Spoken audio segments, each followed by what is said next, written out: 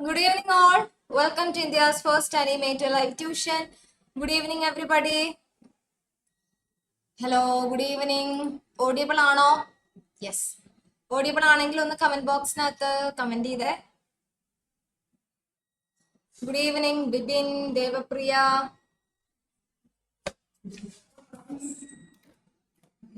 Yes.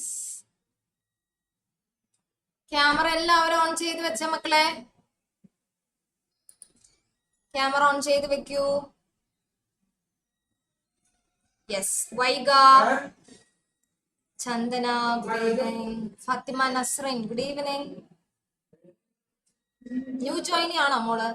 First class ആണോ? Yes yes. Unmute ചെയ്തേ. Hello. കേൾക്കാൻ പറ്റുന്നുണ്ടല്ലോ. ഓക്കെ. അപ്പൊ മോളുടെ സ്കൂളിലെ പോർഷൻസ് എല്ലാം കഴിഞ്ഞോ? റിവിഷൻ തുടങ്ങിയോ? തുടങ്ങി. ഏത് ചാപ്റ്റേഴ്സ് ഒക്കെ കഴിഞ്ഞത്?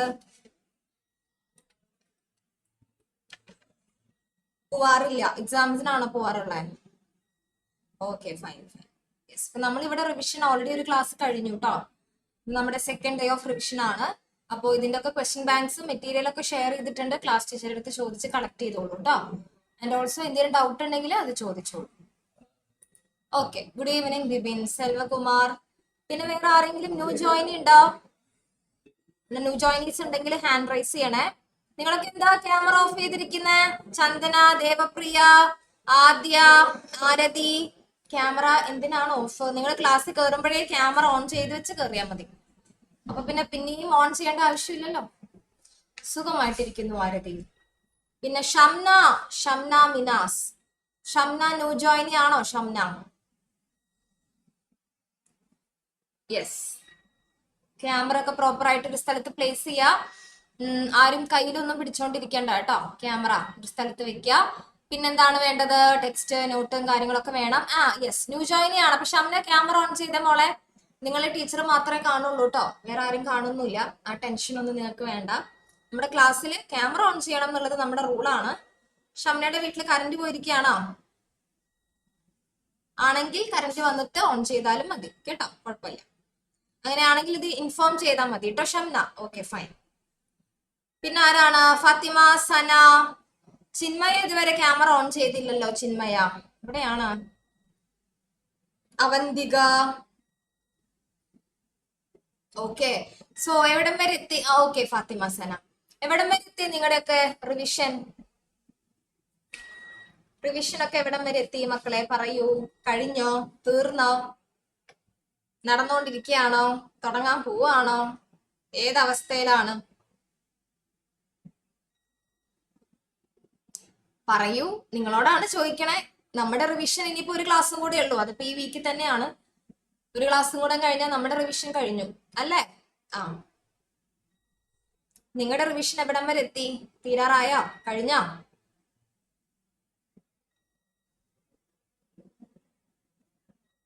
പ്രോഗ്രസിംഗ് ആണ്.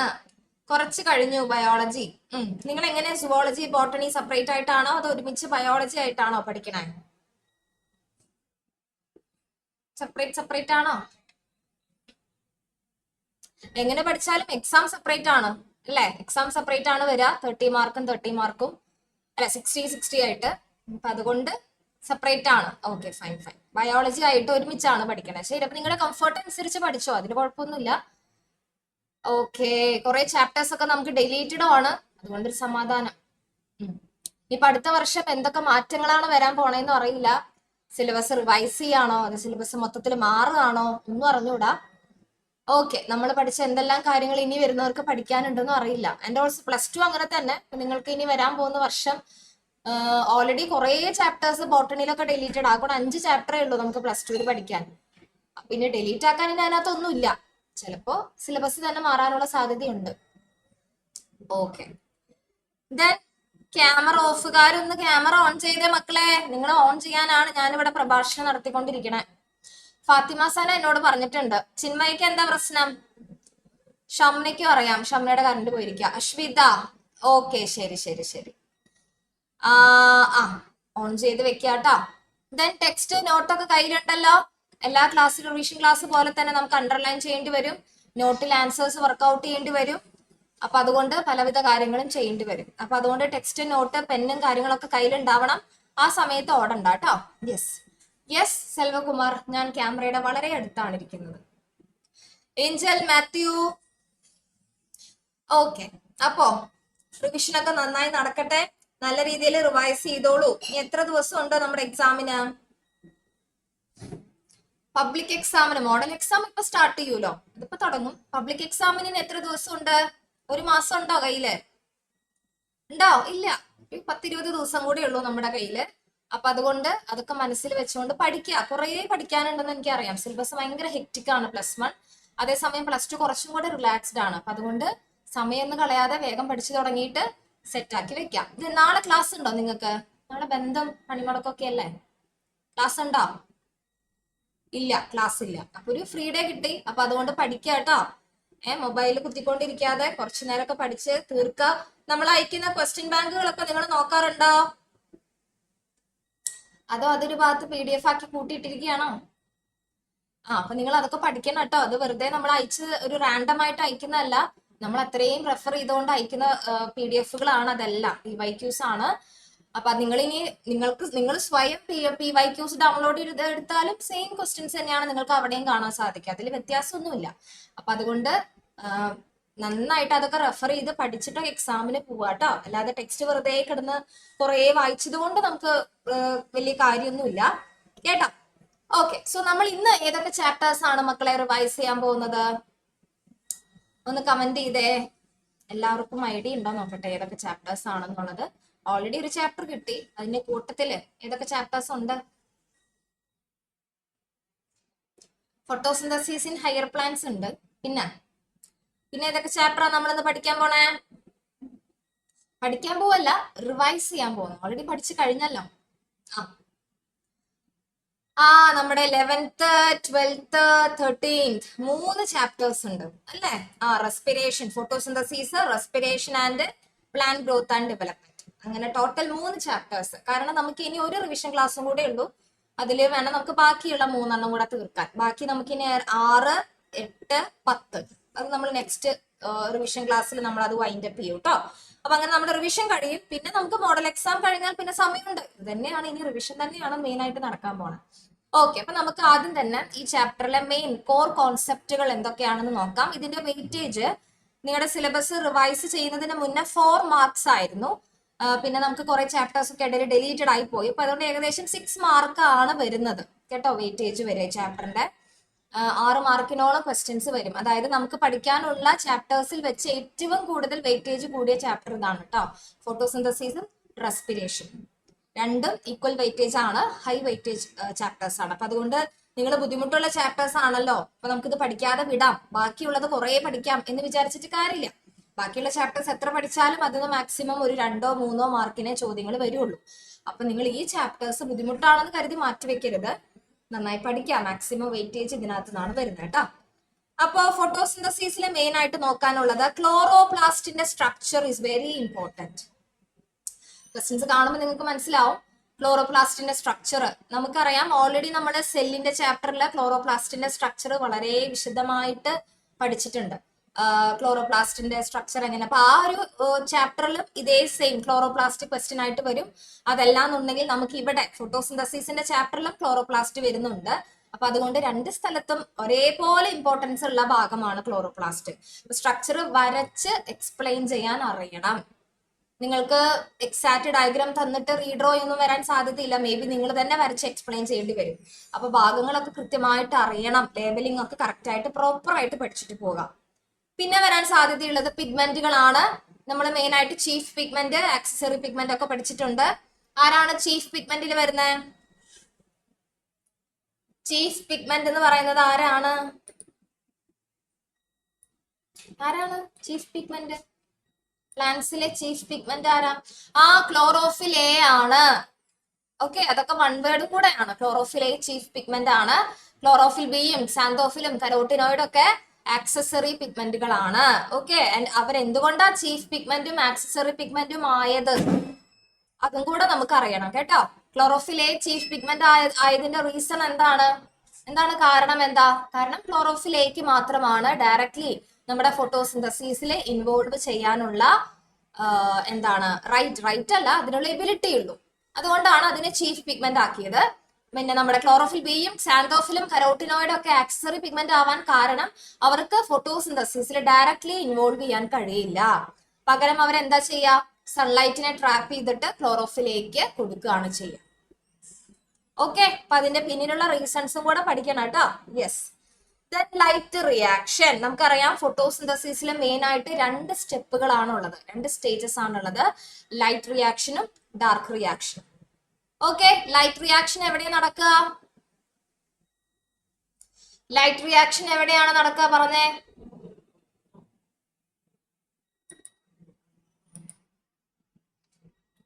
ലൈറ്റ് റിയാക്ഷൻ ഇതൊക്കെ നിങ്ങൾ 9ാം ക്ലാസ്സിൽ പഠിച്ച കാര്യങ്ങളാ. ലൈറ്റ് റിയാക്ഷൻ, ഡാർക്ക് റിയാക്ഷന്റെ ഒക്കെ ബേസിക് സ്റ്റെപ്പുകളും അതെവിടെയാ നടക്കുക എന്നൊക്കെ നിങ്ങൾക്ക് അറിയാലോ. എവിടെയാണ് ലൈറ്റ് റിയാക്ഷൻ നടക്കണേ?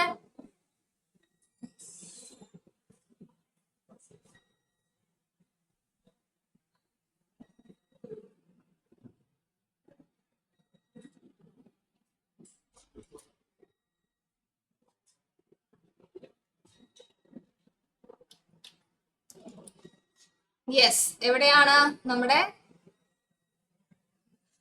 ഗ്രാനയിലാണ് ലൈറ്റ് റിയാക്ഷൻ നടക്കുന്നത്, സ്ട്രോമയിലാണ് ഡാർക്ക് റിയാക്ഷൻ നടക്കുന്നത് കേട്ടോ. ഓക്കെ,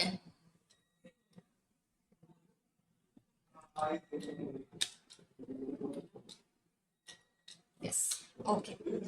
പിന്നെ ലൈറ്റ് റിയാക്ഷന്റെ സ്റ്റെപ്പുകൾ നമ്മൾ പഠിച്ചു. ലൈറ്റ് റിയാക്ഷൻ നമ്മൾ സൈക്ലിക് ഫോസ്ഫോറിലേഷൻ ഉണ്ട്, നോൺ സൈക്ലിക് ഫോട്ടോഫോസ്ഫോറിലേഷൻ ഉണ്ട്. അതിന്റെ ഒക്കെ ഡിഫറൻസ് ഒരു ടേബിൾ ഒക്കെ ആയിട്ട് തന്നിട്ടുണ്ടായിരുന്നു, ഓർമ്മയുണ്ടോ ആ ടേബിൾ ഒക്കെ? അതൊക്കെ എക്സാക്ട് അത് തന്നെ ചോദിക്കും കേട്ടോ. എന്തുകൊണ്ടാണ് സൈക്ലിക് ആയത്, എന്തുകൊണ്ടാണ് നോൺ സൈക്ലിക് ആയത്, ഫോട്ടോഫോസ്ഫോറിലേഷൻ പ്രോസസ്സുകൾ അറിയണം. പിന്നെ വാട്ടർ സ്പ്ലിറ്റിംഗ് കോംപ്ലക്സിന്റെ കാര്യം, അതായത് അവിടെ ചോദിക്കാൻ സാധ്യതയുള്ള ഒരു ക്വസ്റ്റ്യൻ ആണ്. അതായത് നമുക്കറിയാം ഈ പറയുന്ന LH1 LH2 അല്ലെ, അതിന്റെയൊക്കെ വേവ് ലെങ്ത് 600 നാനോമീറ്ററിന്റെ ഒക്കെ കാര്യം, നാനോമീറ്റർ ഡിഫറൻസ് അറിയണം. പിന്നെ അവിടെ ഓക്സിജൻ ഡെഫിഷ്യൻസി വരാത്തത് എന്തുകൊണ്ടാണ്, അല്ലെങ്കിൽ ഓക്സിജൻ ഡെഫിഷ്യൻസി അല്ല, ഇലക്ട്രോൺ ഡെഫിഷ്യൻസി എന്തുകൊണ്ടാണ് വരാത്തത്, എന്തുകൊണ്ടാണ് അവിടെ ഇലക്ട്രോൺ ഡെഫിഷ്യൻസി വരാത്ത കാരണം എന്താ? അതായത് ഇലക്ട്രോൺസ് ഇവിടുന്ന് എക്സൈറ്റഡ് ആയി ഒരു എന്താണ് LHCയിൽ നിന്ന് ഇലക്ട്രോൺസ് എക്സൈറ്റഡ് ആയിട്ട് അതിനെ റിസർവ് ചെയ്യുന്നു, തിരിച്ചു പോകുന്നു, അങ്ങനെയാണല്ലോ അത് പോയിക്കൊണ്ടിരിക്കുന്ന പ്രോസസ്സ് ഫോട്ടോഫോസ്ഫോറിലേഷൻ. പക്ഷെ ഇവിടെ ഇലക്ട്രോൺസിന്റെ ഒരു കുറവ് വരാത്ത എന്തുകൊണ്ടാ? യെസ്, ഇവിടെ വാട്ടർ സ്പ്ലിറ്റിംഗ് കാണുന്നുണ്ടോ? വാട്ടർ സ്പ്ലിറ്റിംഗ് കോംപ്ലക്സ് താഴെയുണ്ട്, വാട്ടർ അവിടെ സ്പ്ലിറ്റ് ആയിക്കൊണ്ടേയിരിക്കുകയാണ്. അതുകൊണ്ടാണ് ആ വാട്ടർ സ്പ്ലിറ്റ് ചെയ്യുമ്പോഴുള്ള ഇലക്ട്രോൺസ് അവിടെ റിലീസ് ആവുന്നുണ്ട്. ആൻഡ് ഓൾസോ ആ സമയത്ത് തന്നെയാണ് ഓക്സിജൻ റിലീസ് ആവുന്നത്, പുറത്തേക്ക് പോകുന്നതും. ഓക്കെ, അപ്പൊ അതൊക്കെ അറിഞ്ഞിരിക്കണം കേട്ടോ. അപ്പൊ ഇതിന്റെ ഡിഫറൻസുകൾ അറിയണം. Then chemiosmotic hypothesis. ഇവിടെ മെയിൻ ആയിട്ട് നിങ്ങൾ നോക്കേണ്ടത് പ്രോട്ടോൺ ഗ്രേഡിയന്റ്. എങ്ങനെയാണ് അവിടെ പ്രോട്ടോൺ ഗ്രേഡിയന്റ് ഡെവലപ്പ് ചെയ്യുന്നത്, അതിന്റെ ഒരു ഐഡിയ നിങ്ങൾക്ക് വേണം. അല്ലാതെ നിങ്ങൾ മൊത്തം ആ കെമിയോസ്മോട്ടിക് ഹൈപ്പോത്തസിസ് വിശദീകരിക്കാൻ എക്സ്പ്ലെയിൻ ഒരു 5 മാർക്ക് ക്വസ്റ്റ്യൻ ഒന്നും വരില്ല. അതിന്റെ ഉള്ളിൽ നിന്നാണ് ക്വസ്റ്റ്യൻ വരിക. അതായത് എങ്ങനെ പ്രോട്ടോൺ ഗ്രേഡിയന്റ് ഡെവലപ്പ് ചെയ്തെന്ന് ചോദിച്ചാൽ മതി, നിങ്ങൾ മൊത്തം കാര്യമോട് വിശദീകരിക്കേണ്ടി വരും. വേണ്ടേ? എങ്ങനെയാ പ്രോട്ടോൺ ഗ്രേഡിയന്റ് ഡെവലപ്പ് ആവണത്? നമുക്കറിയാം സ്ട്രോമയിൽ നിന്ന് ലുമനിലേക്ക് H+ വരുന്നു. എങ്ങനെയാണ് H+ വരുന്നത്? ETS വഴിയാണ് വരുന്നത്. ആൻഡ് ഓൾസോ വാട്ടർ സ്പ്ലിറ്റിങ്ങിലൂടെയും കുറെ H+ ലുമനിൽ എത്തിച്ചേരുന്നുണ്ട്. അപ്പൊ സ്ട്രോമയിൽ H+ കുറവാണ്, ലുമനിൽ H+ കൂടുതലാണ്. അപ്പോഴാണ് അവിടെ പ്രോട്ടോൺ ഗ്രേഡിയന്റ് ഡെവലപ്പ് ആയത്.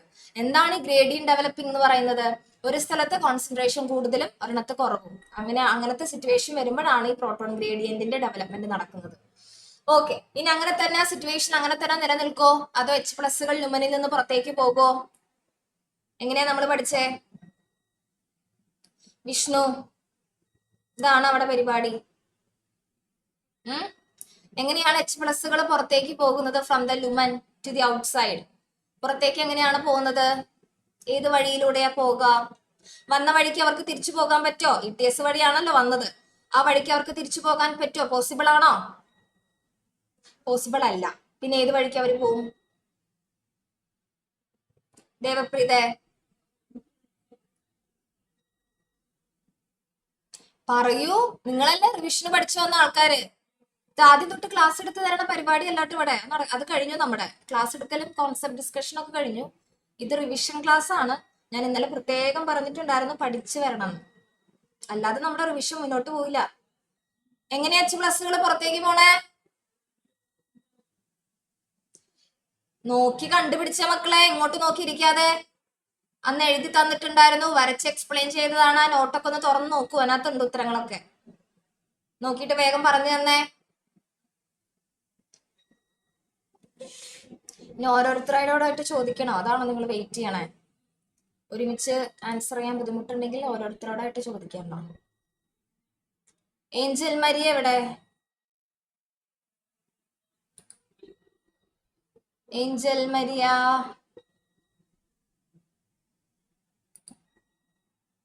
ആ യെസ് മോളെ, ഇതില് ഹാൻഡ് റൈസ് ചെയ്യണം കേട്ടോ. സൂമിനകത്ത് ഹാൻഡ് റൈസ് ചെയ്യണേ, എന്നാലേ ടീച്ചർ കാണുള്ളൂ. ആ പറഞ്ഞേ, എങ്ങനെയാണ് എച്ച് പ്ലസുകൾ പുറത്തേക്ക് പോകുന്നത് ഫ്രം ദ ലുമൻ?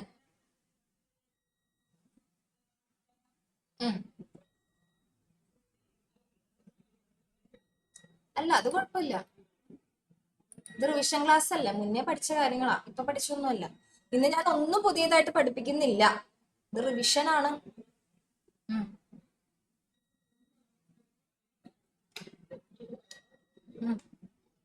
ഞാൻ പറഞ്ഞു, ബാക്കിയുള്ളവർ വേഗം പഠിച്ചോട്ടോ. കെമിയോസ്മോട്ടിക് ഹൈപ്പോത്തസിസ് പഠിക്കാത്തവരൊക്കെ വേഗം ഇരുന്ന് പഠിച്ചോ. അടുത്ത നിങ്ങളോടാ ചോദിക്കാൻ പോണേ, വേഗം പഠിച്ചോ, സമയം കളയണ്ട.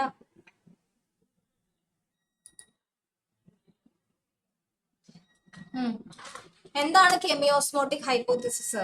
എന്താണ്? എന്തെങ്കിലും ഒരു ഐഡിയ ഉണ്ടോ അതിനെ പറ്റി? ഒരു ഐഡിയ ഇല്ല. അപ്പൊ പഠിക്കാതെയാണോ അന്നത്തെ ക്ലാസ്സിൽ വന്നേ?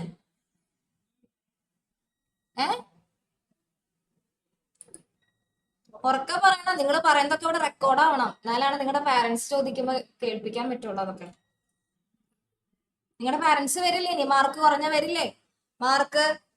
മാർക്കില്ല എന്ന് പറഞ്ഞ് വരില്ലേ? ആ പറ.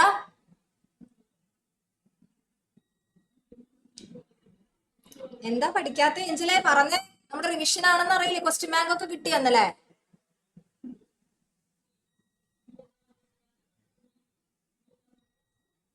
സ്പെഷ്യൽ ക്ലാസ്സിന് എടുക്കുന്നത് ഇത് തന്നെയല്ലേ? സെയിം സിലബസ് തന്നെയല്ലേ? പിന്നെന്താ പ്രശ്നം? ഒരു എക്സ്ക്യൂസ് പറയുന്നതാണ്. അപ്പൊ എന്ത് ചെയ്യണം? ഈ കെമിയോസ്മോട്ടിക് ഇത് മാത്രമാണോ പഠിക്കാത്തത്, അതോ 3 ചാപ്റ്റേഴ്സും പഠിച്ചിട്ടില്ല, അങ്ങനെയാണോ? ഏതൊക്കെയാ പഠിച്ചിരിക്കണേ?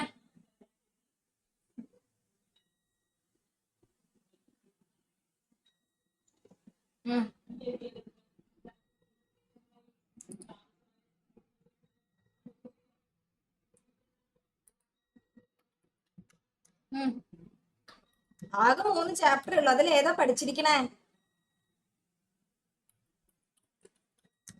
3 നോക്കിയിട്ടില്ല. ആ നോക്കാതെ വരാനായിരിക്കും ഞാൻ ഇന്നലെ പറഞ്ഞതല്ലേ.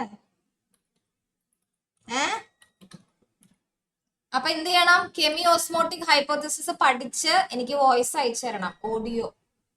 എന്ന് അയച്ചു തരും? ഇന്ന് അയച്ചു തരണം കേട്ടോ. ഇന്ന് എത്ര സമയം വേണമെങ്കിൽ എടുത്തോ, നോ പ്രോബ്ലം. ക്ലാസ് ടീച്ചേഴ്സ് എപ്പോഴും അവൈലബിൾ ആണ്, ടീച്ചറും അവൈലബിൾ ആണ്. അപ്പൊ ഓഡിയോ പഠിച്ച് ഓഡിയോ അയച്ചിട്ട് എനിക്ക് ഷെയർ ചെയ്ത് തരണം കേട്ടാ. ആ ഇത് ഫസ്റ്റത്തെ ആളോട് മാത്രമാണ് കേട്ടോ ഇത്. നിങ്ങൾ പഠിക്കാതെ എന്റെ ക്ലാസ്സിലേക്ക് വരേ വേണ്ട.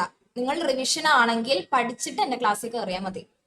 ഇനിയിപ്പോ നിങ്ങളുടെ പാരന്റ്സിന് അങ്ങനെ എന്തെങ്കിലും കൺസേൺ ഉണ്ട്, എന്റെ മകളോട് ചോദിക്കണ്ട, എന്റെ മകനോട് ക്വസ്റ്റ്യൻ ചോദിക്കണ്ട, അങ്ങനത്തെ എന്തെങ്കിലും കൺസേൺസ് ഉണ്ടെങ്കിൽ അത് എന്നെ അറിയിക്കാം. അപ്പൊ ഞാൻ നിങ്ങളുടെ പേരേ വിളിക്കില്ല ക്ലാസ്സിൽ. നിങ്ങൾ സമാധാനമായിട്ട് അവിടെ ഇരുന്നോളൂ. അങ്ങനെയൊന്നും ഇല്ലാന്നുണ്ടെങ്കിൽ നിർബന്ധമായിട്ട് ഞാൻ ക്ലാസ്സിൽ ക്വസ്റ്റ്യൻ ചോദിക്കും. പഠിച്ചിട്ട് കയറിയാൽ മതി. അല്ലാതെ വെറുതെ 2 മണിക്കൂർ ഇവിടെ ഇങ്ങനെ പ്രതിഷ്ഠിക്കാൻ വേണ്ടി ആരും ഇങ്ങോട്ട് വരണ്ട. പിന്നെ എന്ത് ഉപയോഗം ഉള്ളത്? നിങ്ങൾ തന്നെ പറ, എന്ത് ഉപയോഗം ഉള്ളേ? പഠിക്കാതെ വന്നിട്ട് റിവിഷൻ ഇരുന്നിട്ട് വല്ല കാര്യമുണ്ടോ? ഒരു കാര്യമില്ല. വെറുതെ നിങ്ങളുടെ സമയം കളയാം, അത്രേ ഉള്ളൂ. അപ്പൊ അതിവിടെ നടക്കില്ല. പഠിച്ചിട്ട് എന്റെ ക്ലാസ്സിൽ വരിക. പഠിക്കാനുള്ള മെറ്റീരിയൽസ് തലേന്ന് അയക്കുന്നുണ്ട്, അത് നോക്കി പഠിക്കേണ്ടത് നിങ്ങളുടെ റെസ്പോൺസിബിലിറ്റിയാണ്. ഞാനല്ലോ പരീക്ഷ എഴുതാൻ പോണേ നെക്സ്റ്റ് മന്ത്, ഈ മാസം തന്നെയാണ് മോഡല്. അപ്പൊ ഞാൻ ചോദിച്ചത് എന്തായിരുന്നു? എങ്ങനെയാണ് ലുമനിൽ നിന്നും എച്ച് പ്ലസുകൾ പുറത്തേക്ക് പോകുന്നത്? അവിടെ നമ്മൾ പഠിച്ചു, ഈ ലുമനിൽ നിന്നും എച്ച് പ്ലസ് പുറത്തു പോകാൻ വേണ്ടി മാത്രം അവിടെ ഒരു കോംപ്ലക്സ് വർക്ക് ചെയ്യുന്നുണ്ട്. ഏതാണ് ആ complex? F0 F1 ATP enzyme synthase complex അല്ലേ? അതിലൂടെയാണ് എച്ച് പ്ലസുകൾ പുറത്തു പോയാൽ ഒരു വഴിക്ക് അവർക്ക് പുറത്തു പോകാൻ പറ്റില്ല. അതിലൂടെ മാത്രമേ അവർക്ക് പുറത്തു പോകാൻ പറ്റുള്ളൂ. അത് പഠിച്ചവർക്ക് അറിയാം കേട്ടാ. ഇത് ഇന്ന് മൊത്തം നമ്മുടെ റിവിഷൻ ക്ലാസ് എന്ന് പറഞ്ഞാൽ ഇത് തന്നെയാണ് മക്കളെ. വേറെ സബ്ജക്റ്റിന്റെ എനിക്ക് അറിഞ്ഞുകൂടാ. ബോട്ടണി ഇങ്ങനെയായിരിക്കും കേട്ടോ. റിവിഷൻ ക്ലാസ് എന്ന് വെച്ചാൽ ക്വസ്റ്റ്യൻ ചോദിക്കൽ മാത്രമായിരിക്കും. വേറെ നമുക്ക് ഇനി ഇവിടെ ക്ലാസ് എടുക്കുന്ന പരിപാടിയൊന്നും ഇല്ല. അതൊക്കെ കഴിഞ്ഞു നമ്മുടെ. കാരണം ഇതൊക്കെ ഞാൻ അത്രയും കഷ്ടപ്പെട്ട് വരച്ച് നിങ്ങൾക്ക് പഠിപ്പിച്ചു തന്ന കാര്യം അല്ലേ? അല്ലെങ്കിൽ നിങ്ങൾ പറ, അല്ലാതെ വെറുതെ തിയറി പോലെ പറഞ്ഞു പോയ കാര്യമാണോ? ആണോ? അത്യാവശ്യം കഷ്ടപ്പെട്ടിട്ട് എന്നെ പഠിപ്പിച്ചു തന്നിരിക്കുന്നത്. മറ്റുള്ള ചാപ്റ്റേഴ്സിന്റെ കാര്യം എനിക്ക് അറിയില്ല. പക്ഷെ ഈ 2-3 ചാപ്റ്റേഴ്സ് ബുദ്ധിമുട്ടി തന്നെയാണ് പഠിപ്പിച്ചിട്ടുള്ളത്. നിങ്ങൾ എത്ര തവണ പറയാൻ പറഞ്ഞിട്ടും പറഞ്ഞു തന്നിട്ടും അങ്ങനെയൊക്കെ തന്നെയാണ് പഠിപ്പിച്ചിരിക്കുന്നത്. അപ്പൊ അതുകൊണ്ട് പഠിച്ചു വരണം. ഇനി കാൽവിൻ സൈക്കിൾ ഞാൻ ഇവിടെ തന്നെ എഴുതി വെച്ചിട്ടുണ്ട്. റിപ്പീറ്റഡ് ആയിട്ട് വർഷങ്ങളിൽ ചോദിക്കാറുള്ളതാണ് കാൽവിൻ സൈക്കിൾ. കാൽവിൻ സൈക്കിൾ എന്ന് പറയുമ്പോൾ നമ്മുടെ C3 സൈക്കിളിനെ തന്നെയാണ് കാൽവിൻ സൈക്കിൾ എന്ന് പറയുന്നത്. തൈലക്കോയിഡ് മെംബ്രെയിനോ? എന്ത് തൈലക്കോയിഡ് മെംബ്രെയിൻ? മനസ്സിലായില്ല ജിഷ്ണ. ഓക്കെ, കാൽവിൻ സൈക്കിളില് ഫസ്റ്റ് ഫോം ചെയ്യുന്ന സ്റ്റേബിൾ കോമ്പൗണ്ട് ഏതാ? കാൽവിൻ സൈക്കിളിൽ അഥവാ C3 സൈക്കിളിൽ ഫസ്റ്റ് ഫോം ചെയ്യുന്ന സ്റ്റേബിൾ കോമ്പൗണ്ട് ഏതാണ്? ഏതാ സ്റ്റേബിൾ കോമ്പൗണ്ട്? ഏതാ?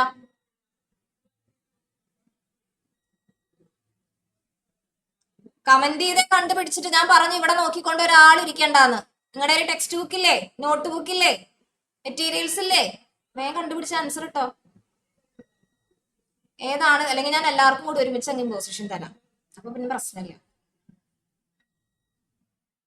ഏതാണ് ഫസ്റ്റ്? എന്തുകൊണ്ട് നമ്മൾ അതിനെ C3 എന്ന് വിളിക്കുന്നത്? കാർബൺ 3 കാർബൺ കോമ്പൗണ്ട് ആണ് അവിടെ ഉണ്ടാവുന്നത്.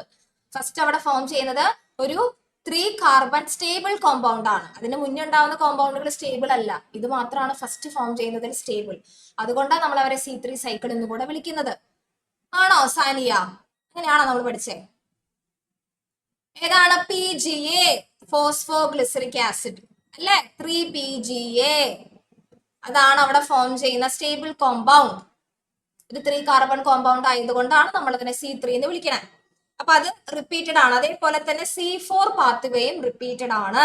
ഇത് ഞാൻ വെറുതെ പറയുന്നതല്ല, നിങ്ങൾക്ക് വേണമെങ്കിൽ ഡൗൺലോഡ് ചെയ്ത് നോക്കാം കേട്ടോ. ക്വസ്റ്റ്യൻ പേപ്പേഴ്സ് നിങ്ങൾക്ക് മനസ്സിലാവും. C4 പാത്വേ റിപ്പീറ്റഡ് ആണ്. എസ്പെഷ്യലി അതിലെ ക്രാൻസ് അനാട്ടമി. എന്തുകൊണ്ടാണ് അവിടെ? എന്താണ് ഈ ക്രാൻസ് അനാട്ടമി എന്ന് പറഞ്ഞ? എന്താണ് ഈ ക്രാൻസ് അനാട്ടമി? എല്ലാ ചോദ്യ പേപ്പറിലും കാണുന്നതാണ്. C4ന്റെ അനാട്ടമി ചോദിച്ചാൽ, അല്ലെങ്കിൽ anatomical difference between C3 and C4 എന്ന് ചോദിച്ചാൽ അതിന്റെ ഉത്തരം ക്രാൻസ് അനാട്ടമിയാണ്. എന്താ ക്രാൻസ് അനാട്ടമി? വേഗം പഠിച്ചോ. അതാണ് നെക്സ്റ്റ് ക്വസ്റ്റ്യൻ. ക്രാൻസ് എന്നുള്ള വേർഡിന്റെ അർത്ഥം എന്താണ്? അർത്ഥം മനസ്സിലാക്കി കഴിഞ്ഞാൽ പിടികിട്ടും. എന്താണ് ക്രാൻസിന്റെ മീനിങ് അറിഞ്ഞാൽ നിങ്ങൾക്കും മീനിങ് പെട്ടെന്ന് കിട്ടും. എന്താണ് സംഭവം?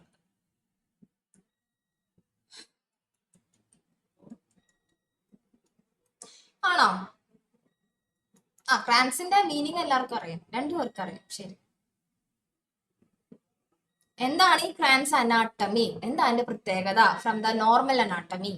C3 പ്ലാന്റ്സിന്റെയും C4 പ്ലാന്റ്സിന്റെയും ഡിഫറൻസ് ചോദിച്ചാൽ നിങ്ങൾക്ക് എഴുതാൻ പറ്റുന്ന ഏറ്റവും ഇമ്പോർട്ടന്റ് പോയിന്റ് ഇതാ. അനാട്ടമിക്കൽ ഡിഫറൻസ് ആണിത്. ക്രാൻസ് അനാട്ടമി അതിൽ കാണുന്നത്. എന്താണ് ഈ ക്രാൻസ് അനാട്ടമി എന്ന് പറഞ്ഞാൽ?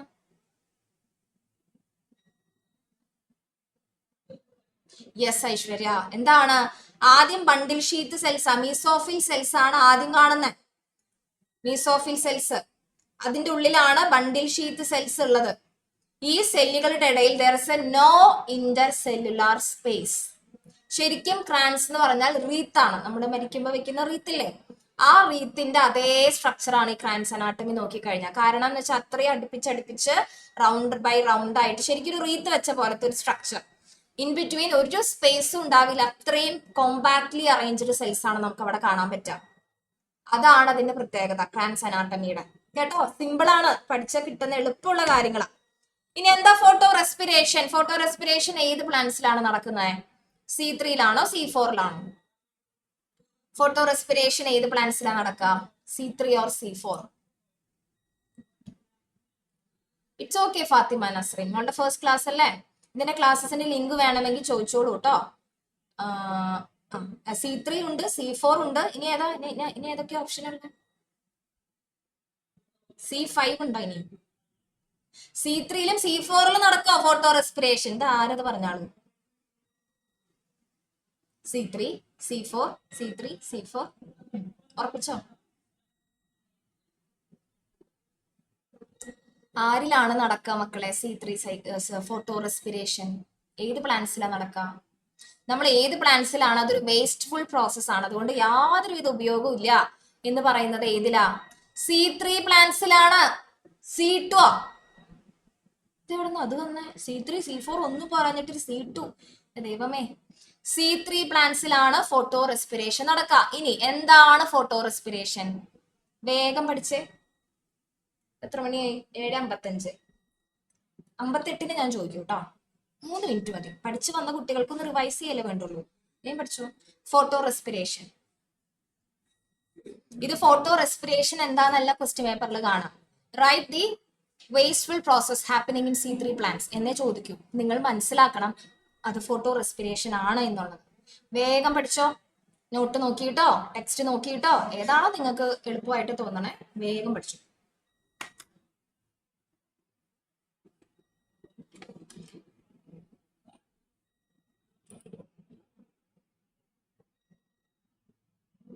നിങ്ങളുടെ എല്ലാവരുടെയും സ്കൂളിൽ ഈ ചാപ്റ്റേഴ്സ് എടുത്തു കഴിഞ്ഞതല്ല. ഇനിയിപ്പോ നിങ്ങൾ ഇവിടുത്തെ ക്ലാസ് കേട്ടില്ല എന്ന് ആരും എക്സ്ക്യൂസ് പറയണ്ട. സ്കൂളിൽ അതൊക്കെ എടുത്തു കഴിഞ്ഞില്ലേ, പിന്നെ കുഴപ്പമില്ല.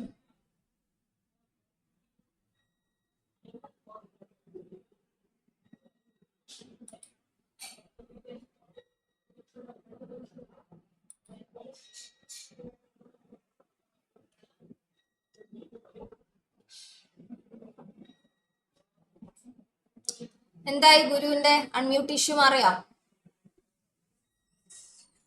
അൺമ്യൂട്ട് ചെയ്യാൻ പറ്റാത്ത പ്രശ്നം മാറിയോ? ആ ഓക്കെ ആണോ? സംസാരിച്ച് ഓഡിയബിൾ ആണോ? ആ യെസ് കേൾക്കാം. ഓക്കെ പഠിച്ചു. ദെൻ ശ്രീയാനന്ദ് ഉണ്ടല്ലോ നമ്മുടെ ക്ലാസ്സിൽ. ശ്രീയാനന്ദ ന്യൂ ജോയിനി അല്ലേ? ശ്രീയ ക്യാമറ ഓൺ ചെയ്ത് വെച്ചേ.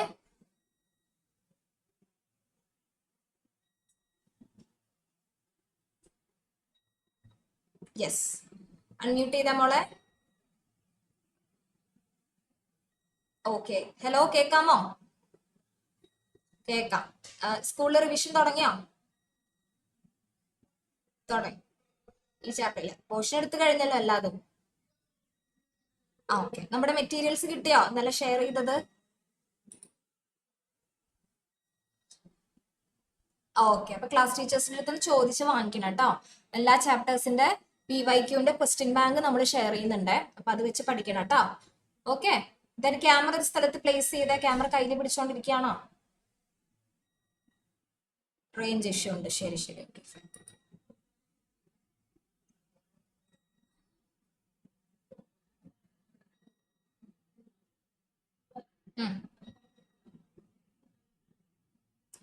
കഴിഞ്ഞോ? എന്താണ് ഞാൻ ചോദിച്ചത്? Photo respiration. ഉള്ളതിൽ വെച്ച് ഏറ്റവും സിമ്പിൾ കെമിക്കൽ റിയാക്ഷൻ ആ ഫോട്ടോ റെസ്പിറേഷൻ. ഇത് കഴിഞ്ഞിട്ട് വേണം റെസ്പിറേഷൻ ഇൻ പ്ലാന്റ്സ് നോക്കാൻ. കോൺസെപ്റ്റ് അറിയാതെ ക്വസ്റ്റ്യൻ ഡിസ്കസ് ചെയ്തിട്ട് എന്താ കാര്യം? കഴിഞ്ഞോ ഷിയാസേ? ഞാൻ പഠിച്ചോ. അനിതയുടെ കഴിഞ്ഞോ? അനിത പഠിച്ചു കഴിഞ്ഞോ? ഷാഹിദ എവിടെ പോയി? സിംഹാസനം മാത്രമേ കാണാളൂ ഷാഹിദിനെ കാണാനില്ല.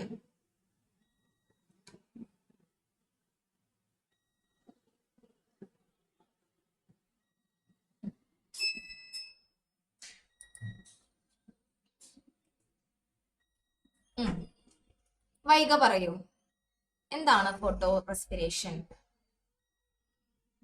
In simple words? യെസ് കേക്കാം, പറഞ്ഞു.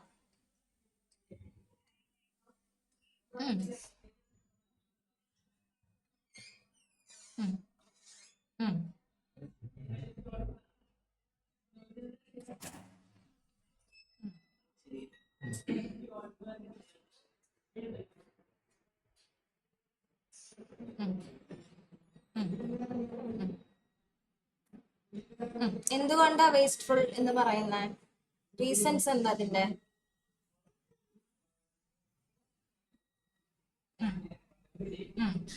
ഓക്കെ, ആൻഡ് ഓൾസോ അവിടെ ഉള്ള ATPനെ അവർ യൂട്ടിലൈസും ചെയ്തു അല്ലേ?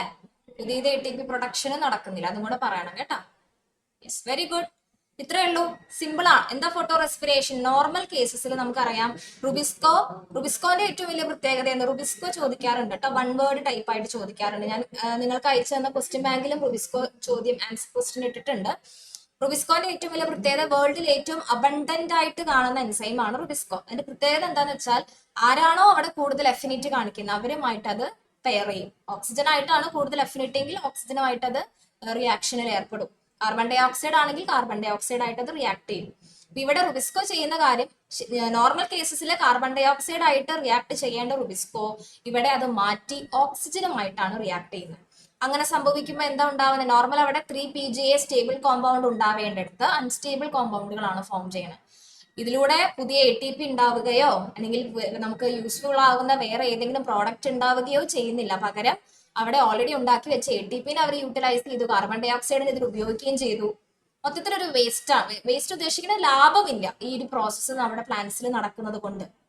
അപ്പൊ ഇതാണ് സംഭവം. ഇനി ഞാൻ ചോദിക്കട്ടെ, ഈ ഫോട്ടോ റെസ്പിറേഷൻ നടക്കാൻ ഇടയാകുന്ന സാഹചര്യങ്ങൾ എന്തൊക്കെയാണ്? ഇനിയിപ്പൊ അങ്ങനെയാ ക്വസ്റ്റ്യൻ ചോദിക്കണമെങ്കിലോ നമുക്ക് അറിയില്ലല്ലോ. വെറുതെ ചുമ്മാ അങ്ങോട്ട് ഫോട്ടോ റെസ്പിറേഷൻ നടക്കുമോ പ്ലാന്റ്സില്? എന്താണ് അതിന് പിന്നിലുള്ള ഒരു ബിഹൈൻഡ് ദ സീൻ ഉണ്ടാവില്ലേ? അതെന്താണ്? ഫോട്ടോ റെസ്പിറേഷൻ നടക്കാനിടയാവുന്ന സാഹചര്യം എന്താണ്? സർക്കംസ്റ്റാൻസസ് എന്തൊക്കെയാവാം? റെസ്പിറേഷൻ എന്ന് പറഞ്ഞാൽ എന്താ? നിങ്ങൾ അത് ആലോചിച്ചാൽ മതി. റെസ്പിറേഷൻ എന്ന് പറഞ്ഞാൽ എന്താണ് മക്കളെ? നോർമൽ, നമ്മളെല്ലാവരും റെസ്പിറേറ്റ് ചെയ്യുന്നവരാണ്. നോർമൽ റെസ്പിറേഷൻ എന്താ? ഓക്സിജനെ അകത്തേക്ക് എടുക്കുന്നു, കാർബൺ ഡൈ ഓക്സൈഡിനെ പുറത്തേക്ക് വിടുന്നു, അല്ലേ? ഇതല്ലേ റെസ്പിറേഷൻ. അപ്പൊ പ്ലാന്റ്സും സെയിം കാര്യം തന്നെയാണ് ചെയ്യുന്നത്. പ്ലാന്റ്സും ഓക്സിജൻ അകത്തേക്ക് എടുത്ത് കാർബൺ ഡൈ ഓക്സൈഡിനെ പുറത്ത് വിടുന്നു. സെയിം പ്രൊസീജിയർ തന്നെയാണ് പ്ലാന്റ്സും ചെയ്യണത്. പക്ഷെ പ്ലാന്റ്സ് അത് ചെയ്യുന്നത് ഏത് ഭാഗത്തിലൂടെയാ ചെയ്യുക? നമുക്കാണെങ്കിൽ നോസ്, മൗത്ത് എന്നൊക്കെ പറയാം.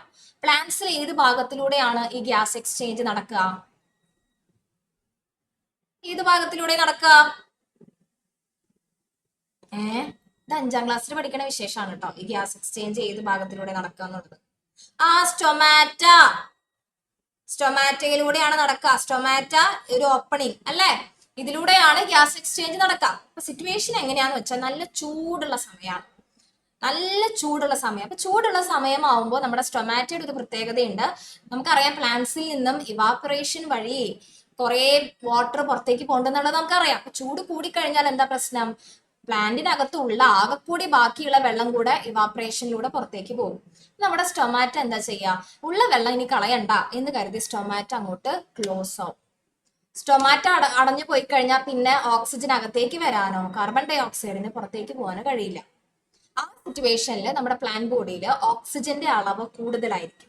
അങ്ങനെ വരുമ്പോഴാണ് നമ്മുടെ റുബിസ്കോ ഓക്സിജനുമായിട്ട് കമ്പൈൻ ചെയ്യുന്നത്. അതല്ലാന്നുണ്ടെങ്കിൽ പ്രശ്നമില്ലായിരുന്നു.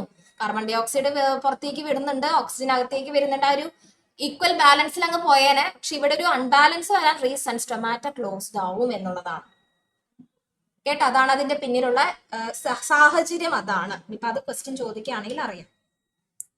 ലാസ്റ്റ് നമ്മുടെ factors affecting photosynthesis. 2 type of factors ആണ്, ഇന്റേണൽ ഫാക്ടേഴ്സും എക്സ്റ്റേണൽ ഫാക്ടേഴ്സും. രണ്ടും അറിയണം കേട്ടോ. അതിനകത്ത് പിന്നെ നമുക്കൊരു ലോ അവിടെ പഠിക്കാനില്ലേ മക്കളെ? ബ്ലാക്ക്മാൻസ് ലോ ഓഫ് ലിമിറ്റിംഗ് ഫാക്ടർ. അതെവിടെയാണോ വരുന്നത്?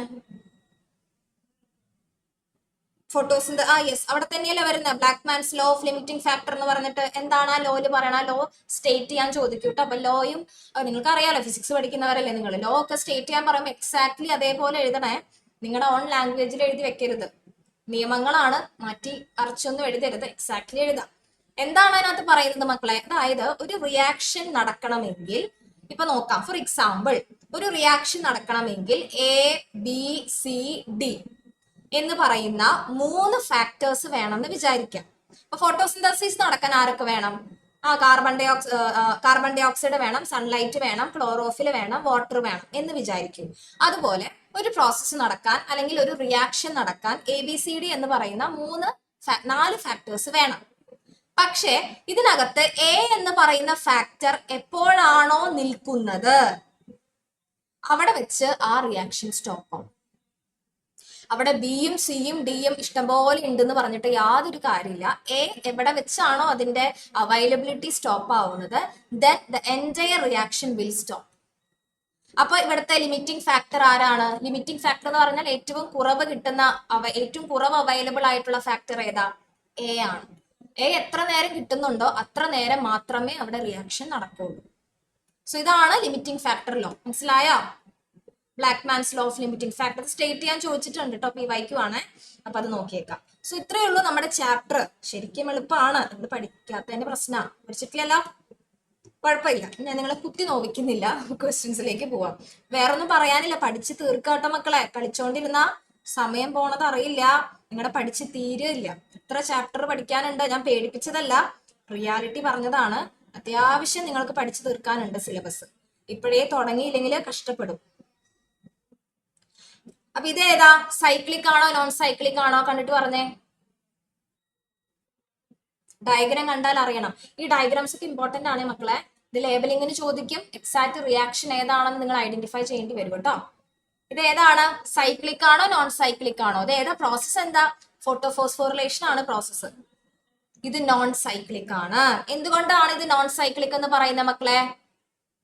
സൈക്ലിക് എന്ന് പറയാൻ കാരണം ഇപ്പൊ ഒരു സ്ഥലത്ത് നിന്ന് ഇലക്ട്രോൺസ് പോയിട്ട് അവിടേക്ക് തന്നെ ഇലക്ട്രോൺസ് തിരിച്ചെത്തുമ്പോൾ മാത്രമാണ് ഇറ്റ്സ് കോൾഡ് സൈക്ലിക്, അല്ലേ? അതിനല്ലേ സൈക്ലിക് റിയാക്ഷൻ എന്ന് പറയുന്നത്. സ്ഥലത്ത് തുടങ്ങി അവിടെ തന്നെ വന്ന് നിൽക്കണം.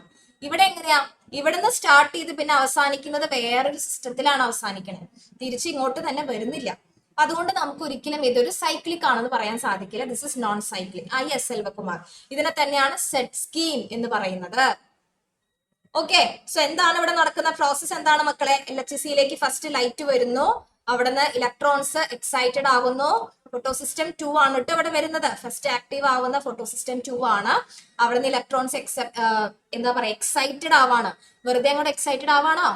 സൺലൈറ്റ് കിട്ടുമ്പോഴാണ് എക്സൈറ്റഡ് ആവുന്നത് കേട്ടോ. അത് നിങ്ങൾ എഴുതുമ്പോഴും മെൻഷൻ ചെയ്യാൻ മറന്നു പോകരുത്. സൺലൈറ്റ് കിട്ടിയില്ലെങ്കിൽ അവരവിടെ തന്നെ ഇരിക്കും. സൺലൈറ്റ് കിട്ടിയത് കൊണ്ട് മാത്രമാണ് ദേ വിൽ എക്സൈറ്റഡ്. ആൻഡ് അവരെ അക്സെപ്റ്റ് ചെയ്യാൻ വേണ്ടിയിട്ട് അവിടെ ഒരു ഇലക്ട്രോൺ അക്സെപ്റ്റർ ഉണ്ട്. ഷോർട്ടായിട്ട് പറയാം, വിശദമായിട്ട് പറയാനുള്ള സമയമില്ല. ഷോർട്ടായിട്ട് പറഞ്ഞിട്ട് നമുക്ക് വേഗം ക്വസ്റ്റ്യൻസിലേക്ക് പോവാം കേട്ടോ. എന്നിട്ട് ആ ഇലക്ട്രോൺസിനെ നേരെ അവർ എങ്ങോട്ടാ കൊടുക്കുന്നത്? ഒരു ഇലക്ട്രോൺ ട്രാൻസ്പോർട്ട് സിസ്റ്റത്തിലേക്കാണ് കൊടുക്കുന്നത്. Why this called a system? എന്തുകൊണ്ടാണ് ഇതിന് നമ്മളൊരു സിസ്റ്റം എന്ന് പറയുന്നത്? കാരണം ഇതിന്റെ ഉള്ളിൽ കുറെ കോമ്പൗണ്ടുകൾ ഉണ്ട്. നമ്മളിത് മൊത്തത്തിലൊരു സിസ്റ്റമായിട്ട് പറഞ്ഞ് അങ്ങ് ചുരുക്കി വെച്ചു എന്ന് മാത്രമേ ഉള്ളൂ. അതിന്റെ അകത്തേക്ക് കടന്നു കഴിഞ്ഞാൽ ഒരുപാട് കോമ്പൗണ്ടുകൾ ഉണ്ട്. അതുകൊണ്ട് നമ്മളൊരു സിസ്റ്റം എന്ന് പറഞ്ഞ് അവസാനിപ്പിച്ചു. ഇനി അവിടെ നിന്നും ആ ഇലക്ട്രോൺസ് പോകും നമ്മുടെ ഫോട്ടോ സിസ്റ്റം 1ലേക്കാണ് പോകുന്നത്. ഇലക്ട്രോൺസിന് അവർ അക്സെപ്റ്റ് ചെയ്തു. വീണ്ടും സൺലൈറ്റ് കിട്ടി, അവിടുന്ന് എക്സൈറ്റഡ് ആയി. വീണ്ടും ഒരു ഇലക്ട്രോൺ അക്സെപ്റ്റർ ഉണ്ട്. അവിടെ നിന്നും എങ്ങോട്ടാ അവര് പോണേ? ഇലക്ട്രോൺസ് പോണേ വേറൊരു ഇലക്ട്രോൺ സിസ്റ്റത്തിലേക്കാണോ പോണേ? ട്രാൻസ്പോർട്ട് സിസ്റ്റത്തിലേക്കാണോ പോണേ അവര്? ആണോ? അല്ല. അവിടുന്ന് ഇലക്ട്രോൺസ് നേരെ പോകുന്നത് NADHന്റെ റിഡക്ഷന് വേണ്ടിയിട്ടാണ്. NADHനെ റെഡ്യൂസ് ചെയ്ത് NADH H+ ആക്കി അവർ ഇതിനെ റെഡ്യൂസ് ചെയ്യും. ആ പ്രോസസ് ആണ് അവിടെ നടക്കുക. അപ്പൊ ഇതിന്റെ റിസൾട്ട് ആയിട്ട് ഇവിടെ H+ ഉണ്ടാവുന്നുണ്ട്. അതാണ് അവിടെ നടക്കുന്ന പ്രോസസ്സ്. അപ്പൊ ഇലക്ട്രോൺസ് പോയോടത്തേക്ക് തന്നെ അവർ തിരിച്ചെത്തിയോ? ഇല്ല, തിരിച്ചെത്തിയിട്ടില്ല. ഇവിടെ നിന്നല്ലേ പോയത്. അവരെത്തിയത് എങ്ങോട്ടാ? ഇതാ ഇവിടുന്ന് പുറപ്പെട്ടിട്ട് ഇവിടെ എത്തിയത്. അതുകൊണ്ട് ഇത് നോൺ സൈക്ലിക് ആണ്. ഇനി ഇലക്ട്രോൺസ് ഇവിടുന്ന് എക്സൈറ്റഡ് ആയി പോകും തോറും ഈ LHCയില് ഇലക്ട്രോൺസിന്റെ ഒരു ഡെഫിഷ്യൻസി വരും, കുറവ് വരും. ഇലക്ട്രോണിന് പോയിക്കൊണ്ടേ ഇങ്ങനെ ഇരിക്കുകയല്ലേ, എക്സൈറ്റഡ് ആയിക്കൊണ്ടേ ഇരിക്കാം. ആ കുറവ് നികത്താനാണ് ഇവിടെ വാട്ടർ സ്പ്ലിറ്റിംഗ് നടക്കുന്നത്. ഇവിടെ വാട്ടർ സ്പ്ലിറ്റ് ചെയ്ത് 2 ഇലക്ട്രോൺ, ഈ ഇലക്ട്രോൺ നേരെ ഇങ്ങോട്ട് പോകും. അപ്പൊ ആ ഡെഫിഷ്യൻസി അവിടെ ബാലൻസ്ഡ് ആവും. ഇനി വാട്ടർ സ്പ്ലിറ്റിംഗ് നടക്കുന്നതിന്റെ റിസൾട്ട് ആയിട്ടാണ് ഇവിടെ ഓക്സിജൻ ഉണ്ടാവുന്നത്. ഇതാണ് പ്ലാന്റ്സ് പുറത്ത് വിടുന്ന ഓക്സിജൻ, അതായത് നമ്മളൊക്കെ ശ്വസിക്കുന്ന ഓക്സിജൻ ഇതാണ്. So this is the entire process. Photophosphorylation non cyclic set scheme കേട്ടോ. കണ്ടാൽ തിരിച്ചറിയണേ. ഇനി ഇതേതാണ് പ്രോസസ്? ഏതാ? ഇത് സൈക്ലിക് ആണ്. ഇത് സൈക്ലിക് ഫോട്ടോഫോസ്ഫോറിലേഷൻ ആണ്. Why this called cyclic? എന്തുകൊണ്ടാണ് സൈക്ലിക് ആയത്? ഇത് ഇവിടുന്ന് തുടങ്ങി ഇവിടെ തന്നെ അവസാനിച്ചു. ഇവിടെ ഫോട്ടോസിസ്റ്റം 1 മാത്രമേ ഉള്ളൂ. 700 നാനോമീറ്ററിന്റെ ഫോട്ടോസിസ്റ്റം 1 മാത്രമാണ് ഇവിടെ ആക്റ്റീവ് ആയിരിക്കുന്നത്. ഇവിടുന്ന് ഇലക്ട്രോൺസ് എക്സൈറ്റഡ് ആവുന്നു, അതിനെ നമ്മുടെ സിസ്റ്റം അക്സെപ്റ്റ് ചെയ്യുന്നു. അത് കഴിഞ്ഞാൽ എന്താ സംഭവിക്കുന്നത്? അത് നേരെ അവിടെ അതിന്റെ റിസൾട്ട് ആയിട്ട് അവിടെ ATP ഫോർമേഷൻ നടക്കുന്നുണ്ട്. തിരിച്ച് അവര് വരുന്നത് നമ്മുടെ ഫോട്ടോസിസ്റ്റം 1ലേക്ക് തന്നെയാണ്. വേറെ അവിടെ എങ്ങോട്ടും പോകണില്ല. സെയിം എവിടുന്ന് പോയോ അവിടേക്ക് തന്നെ തിരിച്ചെത്തുന്നു. സോ ഇത് സൈക്ലിക് ആയിട്ട് നടന്നുകൊണ്ടേയിരിക്കും, കണ്ടിന്യൂസ് ആയിട്ട് നടന്നുകൊണ്ടേയിരിക്കും. അതുകൊണ്ടാണ് നമ്മൾ ഇതിനെ സൈക്ലിക് എന്ന് പറയുന്നത്. നിങ്ങൾക്ക് ഞാനൊരു ടേബിൾ തന്നിട്ടുണ്ടായിരുന്നു, ഓർമ്മയുണ്ടോ? സൈക്ലിക്കും നോൺ സൈക്ലിക്കും തമ്മിലുള്ള ഡിഫറൻസ് ഇത് പഠിച്ചു വെക്കണം. ക്വസ്റ്റ്യൻ ചോദിക്കും, ഞാൻ ക്വസ്റ്റ്യൻ കാണിക്കാം, നിങ്ങൾക്ക് മനസ്സിലാവും കേട്ടോ. ഇത് പഠിച്ചേക്കണേ. പിന്നെ നമ്മുടെ കെമി ഓസ്മോട്ടിക് ഹൈപ്പോത്തസിസ് നമ്മൾ അത് ഓൾറെഡി പറഞ്ഞു മക്കളെ. ഒരു ഏകദേശം ഐഡിയ കിട്ടിയാൽ മതി, അല്ലാതെ നിങ്ങൾ ഇത് എക്സാക്ട്ലി ഇത് എന്താണ് ഹൈപ്പോത്തസിസ് മൊത്തം ഇരുന്ന് എഴുതാനൊന്നും ചോദിക്കില്ല. പക്ഷെ ചോദിക്കുമ്പോൾ ഉള്ളിൽ നിന്നാണ് ക്വസ്റ്റ്യൻ വരാം. അപ്പൊ നിങ്ങൾക്ക് എഴുതാത് മൊത്തം എഴുതാനായിട്ട് കിട്ടണം കേട്ടോ. കെമി ഓസ്മോട്ടിക് ഹൈപ്പോത്തസിസ് പിന്നെന്താണ്, ആരെ പ്രപ്പോസ് ചെയ്ത? പീറ്റർ മിച്ചൽ ആണ് ഇത് പ്രപ്പോസ് ചെയ്തത് കേട്ടോ. ഇനി വൺ വേർഡ് ചോദിക്കുകയാണെങ്കിൽ നോക്കിയേക്കാം. പീറ്റർ മിച്ചൽ എന്ന് പറയുന്ന സയന്റിസ്റ്റ് ആണ് കെമി ഓസ്മോട്ടിക് ഹൈപ്പോത്തസിസ് പ്രപ്പോസ് ചെയ്തത്. ഇതൊക്കെ ടെക്സ്റ്റ് ബുക്കിനകത്ത് ഉണ്ട്, നിങ്ങൾ ഒന്നെങ്കിൽ അണ്ടർലൈൻ ചെയ്ത് വെച്ചാൽ മതി. ടെക്സ്റ്റ് പെട്ടെന്ന് കണ്ണിൽ പെടില്ല, നമ്മുടെ ഇങ്ങനെ ആര് പ്രപ്പോസ് ചെയ്തു സയന്റിസ്റ്റിന്റെ പേര് നമ്മുടെ കണ്ണിൽ പെടില്ല. അപ്പൊ അതൊക്കെ ഒന്ന് എഴുതി വെച്ചേക്കാം കേട്ടോ. പിന്നെയാണ് നമ്മുടെ C3 സൈക്കിൾ വരുന്നത്. C3 സൈക്കിളിന്റെ സ്റ്റെപ്പുകൾ എന്തൊക്കെയാ മക്കളെ? C3 സൈക്കിളിന്റെ സ്റ്റെപ്പുകൾ ഏതൊക്കെയാ? 3 സ്റ്റെപ്പുകൾ ഉണ്ടല്ലോ നമ്മുടെ C3 സൈക്കിളിന്. ഏതൊക്കെയാ? കാണാതെ പഠിക്കണം കേട്ടോ, അല്ലാതെ വേറെ നിവൃത്തിയില്ല. കാർബോക്സിലേഷൻ, റിഡക്ഷൻ, റീജനറേഷൻ അല്ലേ? 3 സ്റ്റെപ്പുകൾ മറക്കരുത് കേട്ടോ. ദെൻ C4 പാത്വേയിലേക്ക് വരികയാണെന്നുണ്ടെങ്കിൽ, C4 പാത്വേയിൽ വരികയാണെങ്കിൽ ഈ ഒരു ഡയഗ്രാം ഇമ്പോർട്ടന്റ് ആണ്. C4 പാത്വേയിൽ നടക്കുന്ന അല്ലെങ്കിൽ ഇൻവോൾവ് ആവുന്ന 2 സെല്ലുകൾ ഏതൊക്കെയാ? മീസോഫിൽ സെല്ലും ബണ്ടിൽ ഷീത്ത് സെല്ലും കേട്ടോ. ഡിവോണ 2 ടൈപ്പ് ഓഫ് സെല്ല് അവിടെ ഇൻവോൾവ് ആവുന്നുള്ളൂ, അത് അറിയണം. ഏറ്റവും ആദ്യം കൊടുത്തിരിക്കുന്നത് മീസ്, കാരണം ഇത് ലേബലിംഗ് ചോദിച്ചിട്ടുണ്ടായിരുന്നു ഒരു തവണ. ഇവിടെ എയും ഇവിടെ ബിയും ഇട്ടു. ഇത് അങ്ങോട്ട് തിരിച്ചെഴുതിയാൽ നമ്മുടെ മാർക്ക് പോയി, പക്ഷെ കറക്റ്റ് എഴുതാണെങ്കിൽ നമുക്ക് 2 മാർക്ക് കിട്ടും. ഇതിവിടെ മീസോഫിൽ സെല്ലാണ് ആദ്യം പ്രോസസ്സ് തുടങ്ങുന്നത്, ദെൻ അത് ബണ്ടിൽ ഷീത്ത് സെൽസിലേക്ക് കടക്കും. ഓക്കെ, അപ്പൊ ഞാൻ നിങ്ങളോട് ചോദിക്കുകയാണ്, ഈ മീസോഫിൽ സെൽസിൽ തുടങ്ങിയപ്പോ ഈ പ്രോസസ്സ് സ്റ്റാർട്ട് ചെയ്തപ്പോ ഇത് ഗ്യാസ് ആയിട്ടാണ് നമ്മുടെ കാർബൺ ഡൈ ഓക്സൈഡ് അകത്തേക്ക് കയറുന്നത് അല്ലേ? ബണ്ടിൽ ഷീത്ത് സെൽസിലേക്ക് സ്റ്റാർട്ട് ചെയ്തപ്പോ ഗ്യാസ് ആയിട്ട് കാർബൺ ഡൈ ഓക്സൈഡ് കയറി. പക്ഷെ അതേസമയം മീസോഫിൽ സെൽസിലേക്ക് കയറിയപ്പോ അത് ഗ്യാസ് ആയിട്ട് കയറി. അതേസമയം ബണ്ടിൽ ഷീത്ത് സെൽസിലേക്ക് എത്തിയപ്പോഴേക്കും ആ കാർബൺ ഡൈ ഓക്സൈഡ് ഗ്യാസ് എന്നുള്ള ഫോർമാറ്റ് മാറി ആസിഡ് ആയി മാറി. എന്തുകൊണ്ടാ? ഗ്യാസ് എങ്ങനെയാണ് ആസിഡ് ആയത്? എന്തിനാണ് അങ്ങനെ ഒരു ചേഞ്ച് നടന്നേ അവിടെ? എന്തിനാ അങ്ങനെ ഒരു ചേഞ്ച് നടന്നേ? വെറുതെ ഒരു രസത്തിന് ചേഞ്ച് നടന്നാണോ? എന്താണ് അതിന്റെ പിന്നിലുള്ള രഹസ്യം? ഇങ്ങനെയൊക്കെ ക്വസ്റ്റ്യൻ ചോദിക്കാട്ടോ, അല്ലാതെ directly define this, what is this, അങ്ങനെയുള്ള ചോദ്യം ഒന്നും നമ്മൾ പ്രതീക്ഷിക്കണ്ട. പറയൂ, എന്തുകൊണ്ടാണ് ഗ്യാസ് ആയിട്ട് കയറിയിട്ട് അവസാനം നമ്മുടെ ആസിഡ് ആയിട്ട് ബണ്ടിൽ ഷീത്ത് സെൽസിലേക്ക് കടന്നേ? അതിന്റെ പിന്നിൽ ഒരു കാര്യം ഉണ്ടല്ലോ. എന്തായിരിക്കും ആരതി? പറഞ്ഞേ.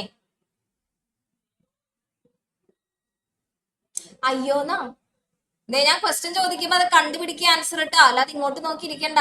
ഇത് ആരോട് വേണമെങ്കിലും ചോദിക്കാം. ഒരാളുടെ പേര് ഞാൻ കണ്ണി കാണുന്ന ഒരാളെ വിളിച്ചു എന്ന് മാത്രമേ ഉള്ളൂ. നിങ്ങളോടൊക്കെയുള്ള ക്വസ്റ്റ്യൻ ആണ് അത്. അപ്പൊ നിങ്ങൾ എന്നോടല്ലല്ലോ ചോദിച്ചത്, അതുകൊണ്ട് ഞാൻ ഇങ്ങനെ ഇരിക്കാം. അത് വേണ്ട, നമ്മളൊക്കെ ഇൻഡിവിജ്വൽ ആയിട്ട് എക്സാം എഴുതാൻ പോണ ആൾക്കാരല്ലേ.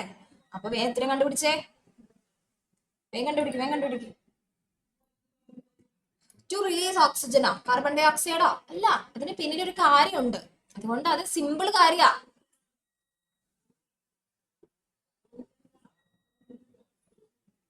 ഇതൊരു മാതിരി നമ്മുടെ കടങ്കഥ ചോദിക്കണ പോലെ, കടങ്കഥയല്ല കുസൃതി ചോദ്യം ചോദിക്കണ പോലെയാണ് ഇതിന്റെ ഉത്തരം. മക്കളെ, ഗ്യാസ് ആയിട്ടുള്ള ഒരു മോളിക്യൂൾസിനെയും ബണ്ടിൽ ഷീത്ത് സെൽസ് കടത്തി വിടില്ല. അതാണ് അതിന്റെ റീസൺ. മനസ്സിലായോ? ഗ്യാസ് മോളിക്യൂൾസിനെ ഒന്നിനെയും തന്നെ ബണ്ടിൽ ഷീത്ത് സെൽസ് അകത്തേക്ക് കടത്തി വിടില്ല. അപ്പൊ കാർബൺ ഡൈ ഓക്സൈഡിന് വേറെ നിവൃത്തിയില്ല, ഗ്യാസ് ആയത് ആസിഡ് ആയിട്ട് മാറിയേ പറ്റുള്ളൂ. അതാണ് അതിന്റെ റീസൺ കേട്ടോ. നിങ്ങൾ വലിയ കെമിസ്ട്രി ഒന്നും ആലോചിക്കേണ്ട, വെരി സിമ്പിൾ. അങ്ങനെ C4 ആസിഡ് ആയിട്ട് കയറി. ഇവിടെ ഫോം ചെയ്യണ C4 ആസിഡ് ഏതാ? വേഗം പറഞ്ഞു. ഏതാണ് ഇവിടെ ഫോം ചെയ്യണ? First stable compound. അതിന്റെ സ്റ്റേബിൾ കോമ്പൗണ്ട് അവിടെ ഫസ്റ്റ് ഉണ്ടാവുന്നത് കൊണ്ടാണല്ലോ നമ്മൾ അതിനെ C4 ആസിഡ് എന്ന് പേരിട്ടത്. ആര് പറയും? ചന്ദന പറഞ്ഞേ. ചന്ദന എവിടെ? ഏതാണ് first stable compound in C4 cycle? C4 pathway, cycle അല്ല, പാത്വേ.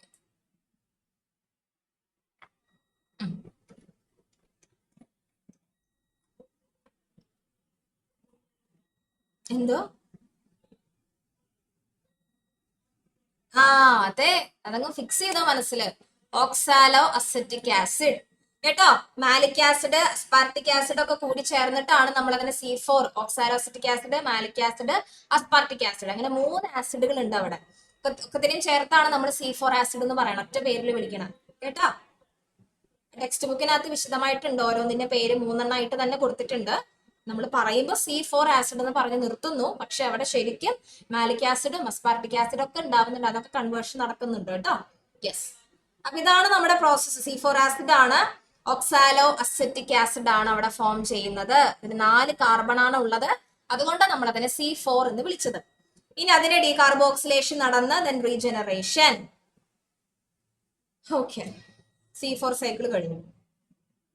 ഇവിടെ ഇൻവോൾവ് ആവുന്ന എൻസൈം ഏതാ? ഫോസ്ഫീനോൾ പൈറുവേറ്റ് എൻസൈം ഇവിടെ ആക്റ്റീവ് ആവുന്നുണ്ട് കേട്ടോ C4 സൈക്കിളില് എൻസൈം. അതായത് നമുക്ക് മൊത്തത്തിൽ ഈ പറയുന്ന റെസ്പിറേഷന്റെ ചാപ്റ്ററിലും ഫോട്ടോസിന്തസിസിന്റെ ചാപ്റ്ററിലും മെരലിൽ ഉണ്ടാവുന്ന എൻസൈമുകൾ മാത്രമേ പഠിക്കാനുള്ളൂ. അത് നിങ്ങൾ തെറ്റിക്കാതെ പഠിച്ചു വെക്കണം കേട്ടോ. ഇവിടെ ഫോസ്ഫീനോൾ പൈറുവേറ്റ് എൻസൈം ആക്റ്റീവ് ആവുന്നുണ്ട്. അതുപോലെ നമ്മുടെ ക്രബ് സൈക്കിളിന്റെ അവിടെ, ഗ്ലൈക്കോളിസിന്റെ അവിടെയൊക്കെ സിമ്പിൾ എൻസൈമുകൾ കുറച്ച് പേര് പറഞ്ഞു പോകുന്നുണ്ട്. അപ്പൊ അത് പഠിക്കണം കേട്ടോ, വിട്ടു പോവരുത്. പിന്നെ ഫോട്ടോ റെസ്പിറേഷൻ C4 പ്ലാന്റ്സിൽ ഇല്ല എന്നുള്ള കാര്യം മനസ്സിൽ ഫിക്സ് ചെയ്തോളൂ, അതിൽ ഡൗട്ട് വേണ്ട. Difference between C3 and C4 അറിയണം കേട്ടോ. ഈ ടേബിൾ ഒക്കെ ഞാൻ തന്നിട്ടുണ്ട്, നിങ്ങളുടെ ക്യാപ്സ്യൂളിനകത്തൊക്കെ ഉണ്ടാവും. നിങ്ങൾ ഇനിയിപ്പോ എഴുതിയെടുത്തിട്ടില്ല എന്ന് വെച്ചാൽ ടെൻഷൻ അടിക്കേണ്ട, കോർ ക്വസ്റ്റ്യൻസ് ഒക്കെ എടുത്ത് നോക്കുക, അതിനകത്തുണ്ട് C3യും C4ഉം തമ്മിലുള്ള വ്യത്യാസം. മെയിൻ ഡിഫറൻസ് ക്രാൻസ്, അതായത് ആ ഒരു ക്രാൻസ് എന്ന് എഴുതി കാണാനാണ് ഈ ക്വസ്റ്റ്യൻ ഇടുന്നത് തന്നെ അവർ ശരിക്കും. ക്രാൻസ് ഫസ്റ്റ് എഴുതി വെച്ചിട്ടുണ്ട്, ക്രാൻസ് അനാട്ടമിയിലെ അനാട്ടമിക്കൽ ഡിഫറൻസുകൾ. പിന്നെ നേരത്തെ ഞാൻ ചോദിച്ചില്ലേ, ഫോട്ടോ റെസ്പിറേഷൻ ഒരു എന്താ പറയാ വേസ്റ്റ്ഫുൾ ആണ്, ഒരു ഉപയോഗമില്ലാത്ത പ്രോസസ് ആണെന്ന് പറയാനുള്ള കാരണം ATP ഒന്നും ഉണ്ടാവുന്നില്ല. ഉണ്ടാക്കി വെച്ച NADPHനെ ഉപയോഗിച്ചു, ഉള്ള ATPനെ യൂട്ടിലൈസ് ചെയ്യുകയും ചെയ്തു, ഉള്ള കാർബൺ ഡൈ ഓക്സൈഡിനെ റിലീസ് ചെയ്തു, ഓക്സിജനെ ഫിക്സ് ചെയ്യുകയും ചെയ്തു. അപ്പൊ മൊത്തത്തിൽ ഇതൊരു ലാഭകരമല്ലാത്ത പരിപാടിയാണെന്ന് പറയാനുള്ള റീസൺസ് ആണിത് കേട്ടോ. Why photorespiration is a wasteful process എന്ന് ചോദിച്ചാൽ ഇത്രയും കാര്യങ്ങൾ എഴുതി വെച്ച് ജസ്റ്റിഫൈ ചെയ്യാം. ഇതൊക്കെ ഞാൻ ക്ലാസ് എടുക്കുമ്പോൾ തന്നിട്ടുണ്ടെന്നാണ് എൻ്റെ ഒരു അറിവ് കേട്ടോ. ഇതെന്താ നോക്കി മക്കളെ, ഈ ടേബിൾ പഠിച്ചാൽ മതി നിങ്ങൾ കേട്ടോ. Internal factors and external factors that affecting photosynthesis. Table തന്നെയുണ്ട്, ഫോട്ടോസിന്തസിസിനെ എഫക്ട് ചെയ്യുന്ന ഇന്റേണൽ ആൻഡ് എക്സ്റ്റേണൽ ഫാക്ടേഴ്സ് നോക്കിയേക്കാം. ക്വസ്റ്റ്യൻസ് വരും കേട്ടോ, വരുന്നോണ്ടാണ് ഞാൻ കാണിക്കുന്നത്. Blackman's law of limiting factor ഞാൻ നേരത്തെ പറഞ്ഞു തന്നു. ലിമിറ്റിംഗ് ഫാക്ടറിന്റെ ലോ ഒക്കെ എഴുതുമ്പോൾ എക്സാക്ട് അതേപോലെ തന്നെ എഴുതാൻ ശ്രമിക്കുക കേട്ടോ. നിങ്ങളുടെ ഓൺ വേർഡ്സിൽ മാറ്റിയൊന്നും എഴുതരുത്. ഇനി അതുമായി ബന്ധപ്പെട്ട ക്വസ്റ്റ്യൻസ് ആണ്. അപ്പൊ നമുക്ക് കുറച്ച് ക്വസ്റ്റ്യൻസ് നോക്കാം, ബാക്കി നമ്മുടെ മാരത്തൺ സെഷന് നോക്കാം. ഇനിയിപ്പോ ഇതന്നെയാണ് മെയിൻ പരിപാടി, റിവിഷൻ തന്നെയാണ് നമ്മുടെ പരിപാടി. കുറച്ച് ക്വസ്റ്റ്യൻസ് നോക്കാം കേട്ടോ. നോക്കിയ മക്കളെ, വേഗം ആൻസർ ചെയ്യുക. ടെക്സ്റ്റ് ബുക്കിനകത്തെ ആൻസേഴ്സ് വേഗം അടയാളപ്പെടുത്തി വെക്കാം. C4 cycle is also is so called because of presence of C4 acid. Name the C4 acid. കുറച്ചു മുന്നേ നമ്മൾ പറഞ്ഞു അല്ലെ. Name the leaf anatomy. നിങ്ങൾ എവിടെയൊക്കെ ലീഫ് അനാട്ടമി കേട്ടോ, അതിന്റെ ഉത്തരം ക്രാൻസ് അനാട്ടമി ആണ്. ഏതാണ് C4 ആസിഡ്? നമുക്കറിയാം ഓക്സാലോ അസറ്റിക് ആസിഡ് ആണ്. മനസ്സിൽ ഫിക്സ് ചെയ്യാം കേട്ടോ. ലീഫ് അനാട്ടമി എന്ന് പറയുന്നത് ക്രാൻസ് അനാട്ടമി ആണ്. ഇനി the reaction centre of photo system in green plants during light reaction. ആരായിരിക്കും റിയാക്ഷൻ സെന്റർ? അതായത് ലൈറ്റ് സിസ്റ്റം, നമ്മുടെ ഫോട്ടോ സിസ്റ്റംസ് നമ്മൾ എടുത്തു കഴിഞ്ഞാൽ ഈ ഓരോ ഫോട്ടോ സിസ്റ്റത്തിനും ഒരു റിയാക്ഷൻ സെന്ററും ഉണ്ടായിരിക്കും. അതുമായി ബന്ധപ്പെട്ട് കുറച്ച് ആൾക്കാരുണ്ടാവും. ഈ റിയാക്ഷൻ സെന്റർ എപ്പോഴും ക്ലോറോഫിലയാ, കാരണം ആ ക്ലോറോഫിലേക്ക് മാത്രമേ ഫോട്ടോസിന്തസിസിൽ ഡയറക്ട്ലി ഇൻവോൾവ് ചെയ്യാൻ പറ്റുള്ളൂ. അപ്പൊ അതാണ് മെയിൻ റിയാക്ഷൻ സെന്റർ. ബാക്കിയുള്ളവരൊക്കെ ആരാ? ഹെൽപ്പ് ചെയ്യാനുള്ളവരാ. അതായത് നമ്മുടെ ക്ലോറോഫിൽ ബി, സാന്തോഫില്, കരോട്ടിനോയിഡ്സ്, അതൊക്കെ ആക്സസറി പിഗ്മെന്റ് പിന്നിൽ കാണുന്ന ആൾക്കാരാണ്. അപ്പൊ ഇതിൽ ആരായിരിക്കും നമ്മുടെ റിയാക്ഷൻ സെന്റർ? ക്ലോറോഫിൽ എ ആണ്. നിങ്ങൾ ജസ്റ്റ് ലോജിക്ക് വെച്ചാൽ ചിന്തിച്ചാൽ കിട്ടുന്ന ചോദ്യങ്ങൾ ഉത്തരങ്ങളൊക്കെ. ഇനി നോക്കൂ മക്കളെ, an enzyme present in plants which shows carboxylation and oxidation activity. ആരാണത്? രണ്ട് പ്രോസസ്സും കാണിക്കുന്നത്. അതായത് കാർബോക്സിലേഷൻ കാണിക്കേണ്ട സമയത്ത് അതും കാണിക്കും, ഓക്സിജനേഷൻ കാണിക്കേണ്ട സമയത്ത് അതും കാണിക്കും. അങ്ങനെ ഒരു എൻസൈം ഉണ്ട്. ഏതാണ് ആ എൻസൈം? ഞാൻ പറഞ്ഞു, ഇന്നത്തെ ക്ലാസ്സിൽ നമ്മൾ ഡിസ്കസ് ചെയ്തിട്ടുണ്ടായിരുന്നു ആ എൻസൈം. പറഞ്ഞ ഐശ്വര്യ, ഏതാണ് ആ എൻസൈം? Good evening.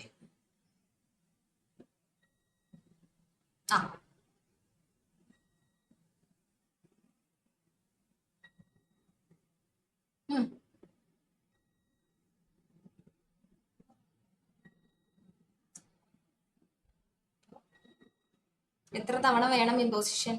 50 ആണോ 100 ആണോ?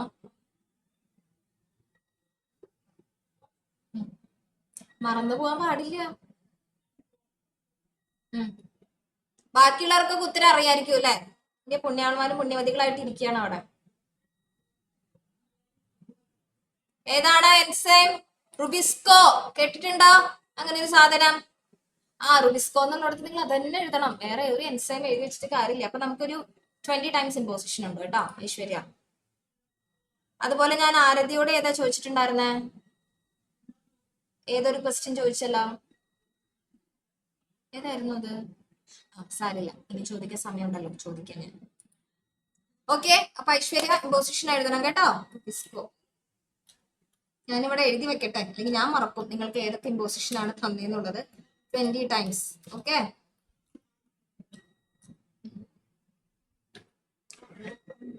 ഇനി ഓക്കെ, അപ്പൊ റുബിസ്കോ എന്ന് പറഞ്ഞ എൻസൈം ആണ്, മറക്കരുത്. കാരണം വേറെ ഒരു എൻസൈമിന് ഇങ്ങനെ ഒരു പ്രത്യേകത ഇല്ല നമുക്ക് പഠിക്കാൻ.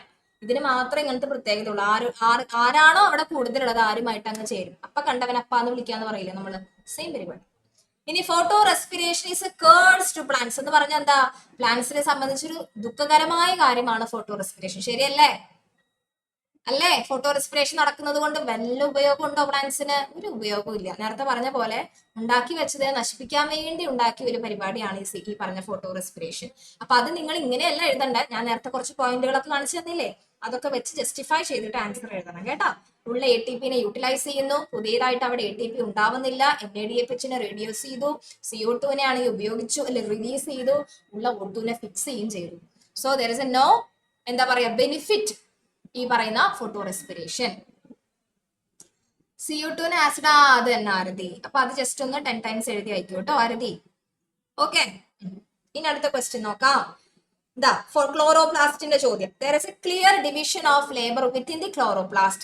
Substantiate the given statement with an explanation stating 2 point. ഇതൊക്കെ 2 മാർക്ക് ക്വസ്റ്റ്യൻ ആണ്. 3 മാർക്കിന്റെ ഒന്നല്ല, 2 മാർക്കിന്റെ ചോദ്യം. ചോദ്യം മനസ്സിലായോ? ക്ലോറോപ്ലാസ്റ്റ് എന്ന് പറഞ്ഞാൽ ഒരു ഡിവിഷൻ ഓഫ് ലേബർ ആണ് മെയിൻ. അതിനൊരു എക്സാക്ട് എക്സാമ്പിൾ ആണ് ക്ലോറോപ്ലാസ്റ്റ്. അപ്പൊ ഏതെങ്കിലും 2 പോയിന്റ് വെച്ചത് നിങ്ങളോട് പ്രൂവ് ചെയ്യാനാണ് പറഞ്ഞിരിക്കുന്നത്. എങ്ങനെ പ്രൂവ് ചെയ്യാം ക്ലോറോപ്ലാസ്റ്റ് ഒരു ഡിവിഷൻ ഓഫ് ലേബർ ആണെന്നുള്ളത്? ക്വസ്റ്റ്യൻ എഴുതണ്ടായിരുന്നു, ആൻസർ മാത്രം മതി.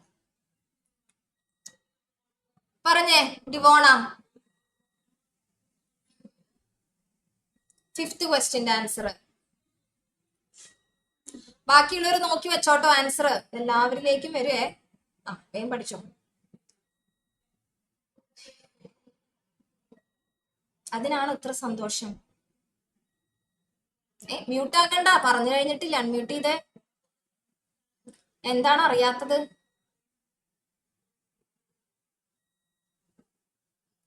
എന്താണ് പഠിക്കാത്തത്?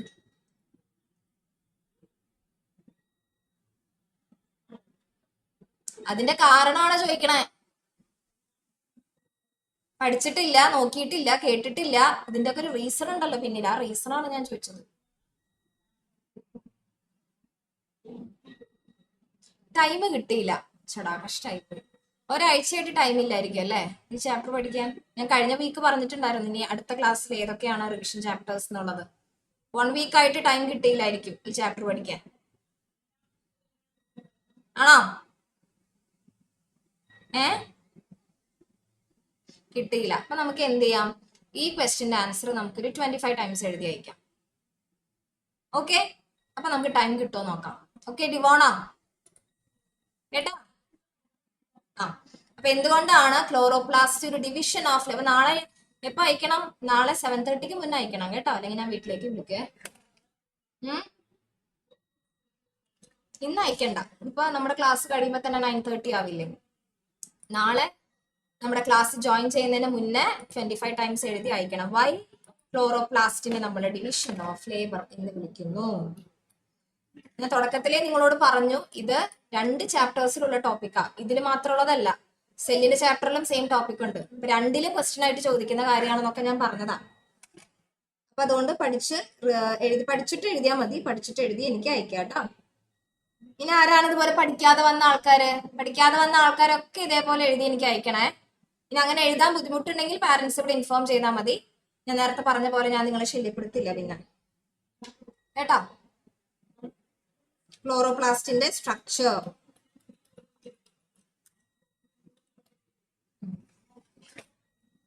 ചിലരുടെ പാരന്റ്സിന് ഇഷ്ടം ഉണ്ടാവില്ല ക്വസ്റ്റ്യൻ ചോദിക്കുന്നതും ഇമ്പോസിഷൻ എഴുതിപ്പിക്കുന്നൊന്നും. കുട്ടികളുടെ ഭാഗത്ത് നിൽക്കുന്ന പാരന്റ്സും ഉണ്ട്, നമ്മൾ കുറെ കുട്ടികളെ കാണുന്നല്ലേ. അപ്പൊ അങ്ങനെ എന്തെങ്കിലും ഇഷ്യൂസ് ഉണ്ടെങ്കിൽ നിങ്ങൾ ഇൻഫോം ചെയ്താൽ മതി കേട്ടോ. എന്തുകൊണ്ടാണ് ക്ലോറോപ്ലാസ്റ്റ് ഡിവിഷൻ ഓഫ് ലേബർ എന്ന് പറയുന്നത്? കാരണം ക്ലോറോപ്ലാസ്റ്റിനകത്ത് ഒരുപാട് എന്താ പറയാ പാർട്സ് ഉണ്ട്. നമ്മുടെ grana, stroma, lamellae, thylakoids, outer membrane, inner membrane, കുറെ ആളുകളുണ്ട്, ഗ്രാനുൾസ്, ഇഷ്ടം പോലെ. അതിൽ ഓരോരുത്തരും അവരുടേതായിട്ടുള്ള ഡ്യൂട്ടീസ് ആണ് ചെയ്യുന്നത്. ആരും പരസ്പരം ഇന്റർ കണക്റ്റഡോ അവരുടെ ഡ്യൂട്ടീസ് പരസ്പരം എക്സ്ചേഞ്ച് ചെയ്യുകയോ ചെയ്യുന്നില്ല. സ്ട്രോമ ചെയ്യുന്ന ഡ്യൂട്ടി ആരേ ചെയ്യുള്ളൂ?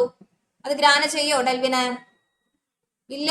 സ്ട്രോമ ചെയ്യുന്നത് സ്ട്രോമ മാത്രമേ ചെയ്യുള്ളൂ, സ്ട്രോമയ്ക്ക് മാത്രമേ അത് ചെയ്യാൻ കഴിയുള്ളൂ. അതുകൊണ്ട് അതിന് ഡിവിഷൻ ഓഫ് ലേബർ, ജോലി ഡിവൈഡ് ചെയ്ത് കൊടുത്തിരിക്കുന്നു എന്നുള്ള ഒരു മീനിങ് ആണ് അവിടെ വരുന്നത്. അപ്പൊ നിങ്ങൾക്ക് അത് എങ്ങനെ എക്സ്പ്ലെയിൻ ചെയ്യാം? നമുക്ക് എങ്ങനെ എക്സ്പ്ലെയിൻ ചെയ്യാം? The membrane system is responsible for trapping of light energy. Stroma is responsible for the sugar synthesize. നിങ്ങൾക്ക് ലൈറ്റ് റിയാക്ഷനും ഡാർക്ക് റിയാക്ഷനും എക്സാമ്പിൾ ആയിട്ട് പറയാം. ഗ്രാനയിലാണ് ലൈറ്റ് റിയാക്ഷൻ നടക്കുന്നത്, സ്ട്രോമയിലാണ് ഡാർക്ക് റിയാക്ഷൻ നടക്കുന്നത്. അത് നിങ്ങൾക്ക് എക്സാമ്പിൾ ആയിട്ട് സ്റ്റേറ്റ് ചെയ്യാം. അതൊരു എക്സാമ്പിൾ ആണ് നമ്മുടെ ഡിവിഷൻ ഓഫ് ലേബറിന്. നിങ്ങൾക്ക് എളുപ്പമായിട്ട് തോന്നുന്ന ഏത് എക്സാമ്പിൾ വേണമെങ്കിലും അവിടെ കൊടുക്കാം. ഇനി ഔട്ടർ മെംബ്രെയിൻ, ഇന്നർ മെംബ്രെയിൻ നിങ്ങൾ എടുത്തോ, no problem. Outer membrane, inner membrane protection ആണ് ചെയ്യുന്നത്. ആ ജോലി വേറെ ആരെങ്കിലും ചെയ്യുന്നുണ്ടോ ക്ലോറോപ്ലാസ്റ്റില്? ഇല്ല, അത് അവർ ആ മെംബ്രെയിൻ മാത്രമാണ് അത് ചെയ്യുന്നത്. സോ അതൊരു എക്സാമ്പിൾ ആണ് ഇതിന്. ഇത് തന്നെ എക്സാക്ട്ലി കൊടുക്കണമെന്ന് നിർബന്ധമില്ല. ഇനി മോസ്റ്റ് സിഗ്നിഫിക്കന്റ് പ്രോസസ് ആയിട്ട് കാണാൻ കാരണം ഫോട്ടോസിന്തസിസിലൂടെയാണ് നമ്മുടെ ഈ ലോകത്ത് ഫുഡ് ഉണ്ടാവുന്നത്, എനർജി ഉണ്ടാവുന്നത്. അതുകൊണ്ടൊക്കെ തന്നെയാണ്. അതൊക്കെ നിങ്ങൾക്ക് എല്ലാവർക്കും എഴുതാൻ അറിയാതിരിക്കാം. ഇനി C4 plants have a special features. അപ്പൊ difference between C3 and C4 പഠിക്കുക, ടേബിൾ പഠിക്കുക. ലോ ഓഫ് ലിമിറ്റിംഗ് ഫാക്ടർ നമ്മൾ ഓൾറെഡി പറഞ്ഞു കഴിഞ്ഞു. ഓക്കെ. പിന്നെ അതിൽ തന്നെ വേറൊരെണ്ണം കൂടി ചോദിച്ചിട്ടുണ്ട്. റൈറ്റ് ഇനി 2 external factors that directly affect the photosynthesis. ഫോട്ടോസിന്തസിസിനെ എഫക്ട് ചെയ്യുന്ന 2 എക്സ്റ്റേണൽ ഫാക്ടേഴ്സ്. ഇപ്പൊ ഏതെങ്കിലും ഫാക്ടേഴ്സ് അല്ല ചോദിച്ചിരിക്കണം, എക്സ്റ്റേണൽ എന്ന് കൃത്യമായ ക്വസ്റ്റ്യനിൽ പറയുന്നുണ്ട്. അപ്പൊ അതുകൊണ്ട് എക്സ്റ്റേണൽ തന്നെ എഴുതുക. Okay. Low light intensity, water, അതൊക്കെ എക്സ്റ്റേണൽ ആണ്. ഇന്റേണൽ ചോദിക്കുമ്പോൾ കറക്റ്റ് ഇന്റേണൽ തന്നെ എഴുതാൻ ശ്രമിക്കുക. അപ്പൊ നിങ്ങൾക്ക് കൃത്യമായിട്ട് ഡിഫറൻസ് അറിയണം, എന്നാലേ എഴുതാൻ പറ്റുള്ളൂ കേട്ടോ. Then chemiosmotic hypothesis. എന്തുകൊണ്ടാണ് അവിടെ പ്രോട്ടോൺ ഗ്രേഡിയന്റ് ഡെവലപ്പ് ചെയ്യുന്നത് എന്നാണ് ചോദ്യം. ഞാൻ നമ്മുടെ ക്ലാസ് തുടങ്ങിയപ്പോഴേ അതാ ക്വസ്റ്റ്യനാണ് നിങ്ങളോട് ചോദിച്ചത്, എന്തുകൊണ്ടാണ് പ്രോട്ടോൺ ഗ്രേഡിയന്റ് ഡെവലപ്പ് ചെയ്യുന്നത് എന്നുള്ളത്. Write the difference between light and dark reaction. ഒരു ക്വസ്റ്റിനകത്തുണ്ട് കേട്ടോ അതിന്റെയൊക്കെ ആൻസർ. ഓക്കെ, പഠിച്ചിട്ട് പോവുക. ലൈറ്റ് റിയാക്ഷനും ഇതൊക്കെ PYQ ആണ്. ഇത് ഞാൻ വെറുതെ ഗസ് ചെയ്തിട്ട ചോദ്യം ഒന്നല്ല. നിങ്ങൾ എന്നെ തെറ്റിദ്ധരിക്കരുത്, ടീച്ചർ വെറുതെ പറയണ ചോദ്യം ഒന്നല്ലേ, ചോദ്യം അല്ലേ എന്ന് വിചാരിക്കരുത്. ഇതൊക്കെ നിങ്ങളുടെ അടുത്ത് PYQ പ്രീവിയസ് ഇയേഴ്സിൽ ചോദിച്ചിട്ടുള്ള ക്വസ്റ്റ്യൻസ് ആണ്. ദെൻ സൈക്ലിക്കും നോൺ സൈക്ലിക്കിന് കുറെ പോയിന്റുകൾ കൊടുത്തിട്ടുണ്ട്. അത് നിങ്ങൾ തന്നെ ടാബുലേറ്റ് ചെയ്ത് എഴുതാനാണ് ചോദ്യം. അപ്പൊ ഇങ്ങനത്തെ ചോദ്യങ്ങൾ കിട്ടുമ്പോൾ നിങ്ങൾ ടാബുലേറ്റ് തന്നെ ടേബിൾ ആയിട്ട് തന്നെ എഴുതാം. നിങ്ങൾ അവിടെ ഒരു പാരഗ്രാഫ് ആൻസർ ചെയ്യരുത് കേട്ടോ. ഓരോ ക്വസ്റ്റ്യൻ ആൻസറിന് ഓരോ ഫോർമാറ്റ് പ്രതീക്ഷിക്കുന്നുണ്ട് എക്സാമിനേഴ്സ്, ഇൻവിജിലേറ്റേഴ്സ്. അപ്പൊ ആ രീതിയിൽ തന്നെ നിങ്ങൾ എഴുതാം കേട്ടോ. ഇവിടെ ഒരിക്കലും ഒരു പാരഗ്രാഫ് അപ്ലിക്കബിൾ അല്ല, ടേബിൾ ആക്കി തിരിച്ച് തന്നെ എഴുതാൻ ശ്രമിക്കുക. ഓക്കെ, ഇത് കണ്ട ലേബലിംഗ് ചോദിച്ചിരിക്കുന്ന ക്ലോറോപ്ലാസ്റ്റിന്റെ സ്ട്രക്ചർ 2 ചോദ്യം വന്നിരിക്കണം. അതുകൊണ്ടാണ് ഇത് പഠിക്കാൻ പറയുന്നത്. ക്ലോറോപ്ലാസ്റ്റിന്റെ സ്ട്രക്ചർ ഏതൊക്കെ ഭാഗങ്ങളാണ് എന്നുള്ളത് കൃത്യമായിട്ട് അറിയണം. ഇതൊക്കെ ടിക്കറ്റ് പോയിക്കോട്ടോ, ഡയഗ്രാംസ് ടിക്കറ്റ് പോവാ. അതുപോലെ കെമിയോസ്മോട്ടിക്, ഇത് കണ്ടാൽ നിങ്ങൾക്ക് മനസ്സിലാവണം ഇത് കെമിയോസ്മോട്ടിക് ഹൈപ്പോത്തിസിസ് ആണ് എന്നുള്ളത്. അല്ലാതെ ഇത് ക്രബ് സൈക്കിൾ എന്നൊന്നും എഴുതി വെച്ചേക്കരുത്. ഇതാ അടുത്ത ഡയഗ്രാം. അപ്പൊ ഈ C4 സൈക്കിളിനെ തന്നെ പറയുന്ന മറ്റൊരു പേരെന്താ? എക്സാമിന് അതാണ് ചോദിക്കുന്നതെങ്കിലോ ഹച്ചാൻസ്-ലേക്ക് പാത്വേ. കാരണം ഈ ഹച്ചാൻസ്-ലേക്ക് എന്ന് പറയുന്ന 2 ഡിഫറെന്റ് സയന്റിസ്റ്റുകൾ അത് കണ്ടുപിടിച്ചത്. അതുകൊണ്ടാണ് അങ്ങനെ ഒരു പാത്വേ എന്നുള്ള പേര് കേട്ടോ, ഹച്ചാൻസ്-ലേക്ക് പാത്വേ. അതും നമ്മുടെ C4നെ തന്നെ പറയുന്ന. C3നെ പറയുന്ന മറ്റൊരു പേരെന്താ? C3നെ പറയുന്ന മറ്റൊരു പേരെന്താ? Calvin cycle. Calvin cycle. Krebs സൈക്കിളിനാണ് ഇഷ്ടം പോലെ പേരുള്ളത്. ക്രബ് സൈക്കിളിന് സിട്രിക് ആസിഡ് സൈക്കിൾ എന്നുണ്ട്, ട്രൈകാർബോക്സിലിക് ആസിഡ് സൈക്കിൾ എന്നൊക്കെയുള്ള പേരുകളുണ്ട് കേട്ടോ. പല പേരുകളുണ്ട്. അപ്പൊ അത് പഠിച്ചു വെക്കാം. റിയാക്ഷൻ സെന്റർ കാണിക്കുന്ന ഡയഗ്രാം ഒബ്സർവ് ചെയ്യാൻ ചോദിച്ചിട്ടുണ്ട്, പഠിക്കുക. പിന്നെ എല്ലാം റിപ്പീറ്റഡ് ആ. ഇത്രയുമാണ് മെയിൻ ആയിട്ട് ഈ ഭാഗത്ത് നിന്ന് വരാൻ ചാൻസ് ഉള്ള ക്വസ്റ്റ്യൻ. പിന്നെ സൈക്ലിക്കും നോൺ സൈക്ലിക്കും തമ്മിലുള്ള വ്യത്യാസം. ഇവിടെ ഞാൻ 2 പോയിന്റ് കൊടുത്തിട്ടുള്ളൂ, മാർക്ക് അനുസരിച്ച് എഴുതിയാൽ മതി. ഞാൻ ശരിക്കും തന്ന ടേബിളിൽ കുറെ പോയിന്റുകൾ ഉണ്ട്. നിങ്ങൾക്ക് ചോദ്യം ഇത്ര മാർക്കിന്റെ ക്വസ്റ്റ്യൻ ആണോ അതനുസരിച്ച് 2 മാർക്കിന്റെ ഒക്കെ ആണെങ്കിൽ 3-4 പോയിന്റ് എഴുതി അവസാനിപ്പിക്കാം. മൊത്തം ഇരുന്ന് എഴുതി അവസാനിപ്പിക്കേണ്ട.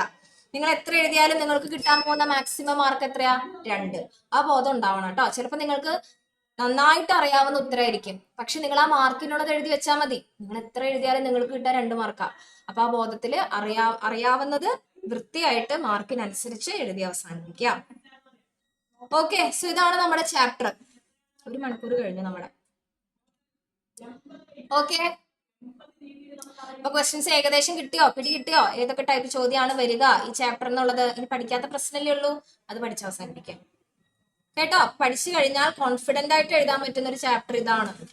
കാരണം ഇതിൽ നമ്മൾ ഗസ് ചെയ്യേണ്ട കാര്യമില്ല, നമ്മൾ കിടന്ന് ആലോചിച്ച് സെന്റൻസ് ഉണ്ടാക്കേണ്ട കാര്യമില്ല. എക്സാക്ട് കാര്യം പഠിച്ചു വെച്ചാൽ എളുപ്പത്തിൽ എഴുതി തീർക്കാവുന്ന ചാപ്റ്റേഴ്സ് ആണ്. അപ്പൊ അത് പഠിച്ചു തീർക്കാത്തത് ഭയങ്കര ബുദ്ധിമുട്ടാണെന്നും പറഞ്ഞുകൊണ്ട് വെച്ചേക്കല്ലേ മക്കളെ. 6 മാർക്കാണ്, വെറുതെ കളയരുത് 6 മാർക്ക്. ഇനി അടുത്തത് റെസ്പിറേഷൻ ഇൻ പ്ലാന്റ്സ്. അപ്പൊ ഇന്ന് ടീച്ചർ ബ്രേക്ക് തരുന്നില്ല, ബ്രേക്ക് ആയിട്ട് തരുന്നില്ല, 5 മിനിറ്റ് അങ്ങനെ കളയാനില്ല. നിങ്ങൾക്ക് ബ്രേക്ക് വേണമെങ്കിൽ നിങ്ങൾ മുഖം പോയി കഴുകുക, അല്ലെങ്കിൽ റിഫ്രഷ്ഡ് ആയിട്ട് അവിടെ വന്നിരിക്കുക. ടീച്ചറുടെ ക്ലാസ് കണ്ടിന്യൂസ് ആയിട്ട് എടുക്കും, അല്ലാതെ ബ്രേക്ക് ആയിട്ട് 5 മിനിറ്റ്സോ 10 മിനിറ്റ്സോ തരുന്നില്ല കേട്ടോ. നിങ്ങൾക്ക് ആവശ്യമുള്ളവർക്ക് ബ്രേക്ക് എടുത്തിട്ട് വരാം. Okay, then respiration in plants ആണ് നെക്സ്റ്റ് ചാപ്റ്റർ. അപ്പൊ നമുക്ക് ആദ്യം കോർ കോൺസെപ്റ്റുകൾ നോക്കാം. വിഷ്ണുവിന്റെ ഈ ക്ലാസ്സിലെ ആദ്യത്തെ ഒരു കമന്റ് ആണ് ഈ ബ്രേക്ക് തരണം എന്ന് പറഞ്ഞൊരു കമന്റ്. എവിടെ വിഷ്ണു? എവിടെ നീ? ആ വിഷ്ണു, ഒരു ആൻസർ പോലും നീ കമന്റ് ചെയ്തിട്ടില്ല. ഫസ്റ്റ് കമന്റാ, പ്ലീസ് മാം. അത് നന്നായി. എന്റെ വിഷ്ണു, ഞാനല്ല എക്സാം എഴുതാൻ പോണേ, എനിക്ക് എന്താ ആവശ്യമുണ്ട് ഈ കിടന്ന് കഷ്ടപ്പെടുന്ന? ആ ഒരു ബോധം കുറച്ചെങ്കിലും വെക്കുവോ? നിങ്ങൾ ബ്രേക്ക് തരാം, അത് കഴിഞ്ഞില്ലേ? മാർച്ചിൽ കഴിഞ്ഞ ഇഷ്ടംപോലെ ബ്രേക്ക് ഉണ്ട്. നിങ്ങൾ ബ്രേക്ക് എടുത്ത് രസിച്ച് സുഖിച്ച് മൊബൈലിൽ കളിച്ച് യാത്രയൊക്കെ ചെയ്ത് ട്രിപ്പ് അടിച്ച് നടന്നോ? പക്ഷെ മെയില് ക്ലാസ് തുടങ്ങും കേട്ടോ, ഫസ്റ്റ് അല്ലേ? മെയില് ക്ലാസ് തുടങ്ങും. 1 മന്ത് നിങ്ങളുടെ കയ്യിലുണ്ട്, 1 മന്ത് നിങ്ങൾ അടിച്ചു വിളിച്ചു, കുഴപ്പമില്ല. ആ, നല്ല കുട്ടി, ഓക്കെ മാം എന്ന് പറഞ്ഞവൻ. ശരി, അപ്പൊ ഇതാണ് നമ്മുടെ മെയിൻ കോർ കോൺസെപ്റ്റ് കേട്ടോ. റെസ്പിറേഷൻ ഇൻ പ്ലാന്റ്സ് എന്ന് പറയുന്ന ചാപ്റ്ററിലെ പ്രധാനപ്പെട്ട പോയിന്റുകളാണ്. നേരത്തെ പറഞ്ഞ പോലെ 6 മാർക്കാണ് ഇതിന്റെ വെയിറ്റേജ്. മോസ്റ്റ് വെയിറ്റേജ് കൂടിയ ചാപ്റ്റേഴ്സിൽ ഒരെണ്ണമാണ് ഇത്. അപ്പൊ ഇത് നമുക്ക് വിട്ട് കളയേണ്ട ചാപ്റ്റർ അല്ലേ? നിങ്ങൾ ആലോചിച്ചൊക്കെ, ഈ 2 ചാപ്റ്റർ എനിക്ക് ടഫാ, ഞാൻ ഇത് 2ഉം പഠിച്ചില്ല. എത്ര മാർക്കാ നിങ്ങളുടെ പോണേ? 12 മാർക്കാണ് പോവാ. അപ്പൊ ദയവ് ചെയ്ത് അങ്ങനത്തെ സാഹസികങ്ങളൊന്നും ചെയ്യരുത്. അറ്റ്ലീസ്റ്റ് ഞാൻ ഈ കാണിച്ച ചോദ്യങ്ങൾ കാണാതെയെങ്കിലും പഠിച്ചു വെക്കോ. നിങ്ങളുടെ മാർക്ക് പോകില്ല, നിങ്ങൾക്ക് ആ മാർക്ക് കിട്ടും കേട്ടോ. നിങ്ങൾ അത് ചെയ്താൽ മതി. ഒന്നും പറ്റിയില്ലെങ്കിൽ ക്വസ്റ്റ്യൻ ബാങ്കിലും ഞാനിപ്പോ ഈ പറഞ്ഞ ക്വസ്റ്റ്യൻ ബാങ്കിലുള്ള ചോദ്യങ്ങൾ നിങ്ങൾ പഠിച്ചാൽ മതി. നിങ്ങൾ ഇനി വീണ്ടും ആദ്യം തൊട്ട് ഈ ചാപ്റ്റർ പഠിക്കാനിരിക്കാനൊന്നും സമയമില്ലെങ്കിൽ ഞാൻ ഇപ്പൊ കാണിച്ചു തന്ന ക്വസ്റ്റ്യൻസ് ഉണ്ടല്ലോ, അത് നിങ്ങൾ പഠിച്ചിട്ട് പോയാൽ മതി. നിങ്ങളുടെ മാർക്ക് പോകില്ല, ഉറപ്പായിട്ട് നിങ്ങൾക്ക് അതിന്റെ മാർക്ക് കിട്ടും, ഷുവർ ആണ്. ഓക്കെ, അപ്പൊ നമ്മൾ ഫസ്റ്റ് നോക്കാൻ പോണേ റെസ്പിറേറ്ററി സബ്സ്ട്രേറ്റ്. എന്താണ് റെസ്പിറേറ്ററി സബ്സ്ട്രേറ്റ്?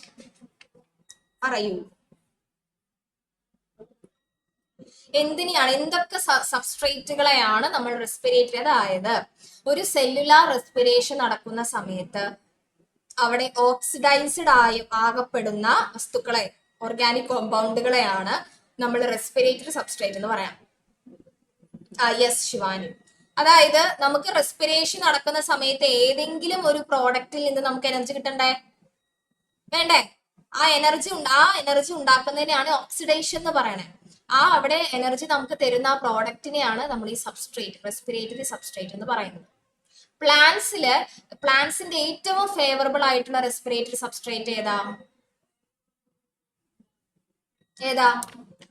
പ്ലാന്റ്സിനെ സംബന്ധിച്ചിടത്തോളം അവർക്ക് ഏറ്റവും ഫേവറബിൾ, അതായത് ഈ കോമ്പൗണ്ടിനെയാണ് അവർ ഫസ്റ്റ് ഓക്സിഡൈസ് ചെയ്യുക ഫോർ ദെയർ എനർജി. ഏതാണ് ആ കോമ്പൗണ്ട്? ഏത് കോമ്പൗണ്ടാ?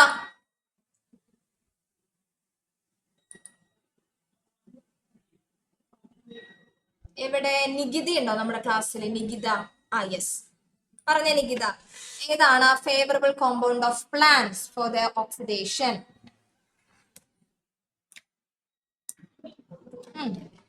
കറക്റ്റ് ആണ് വിഷ്ണു, കറക്റ്റ് ആണ് ഭാനുമതി.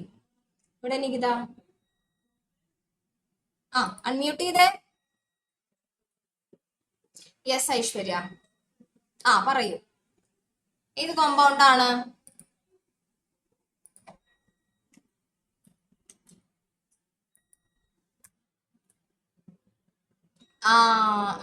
ഡൗട്ട് ഉണ്ടോ ഇല്ലേ?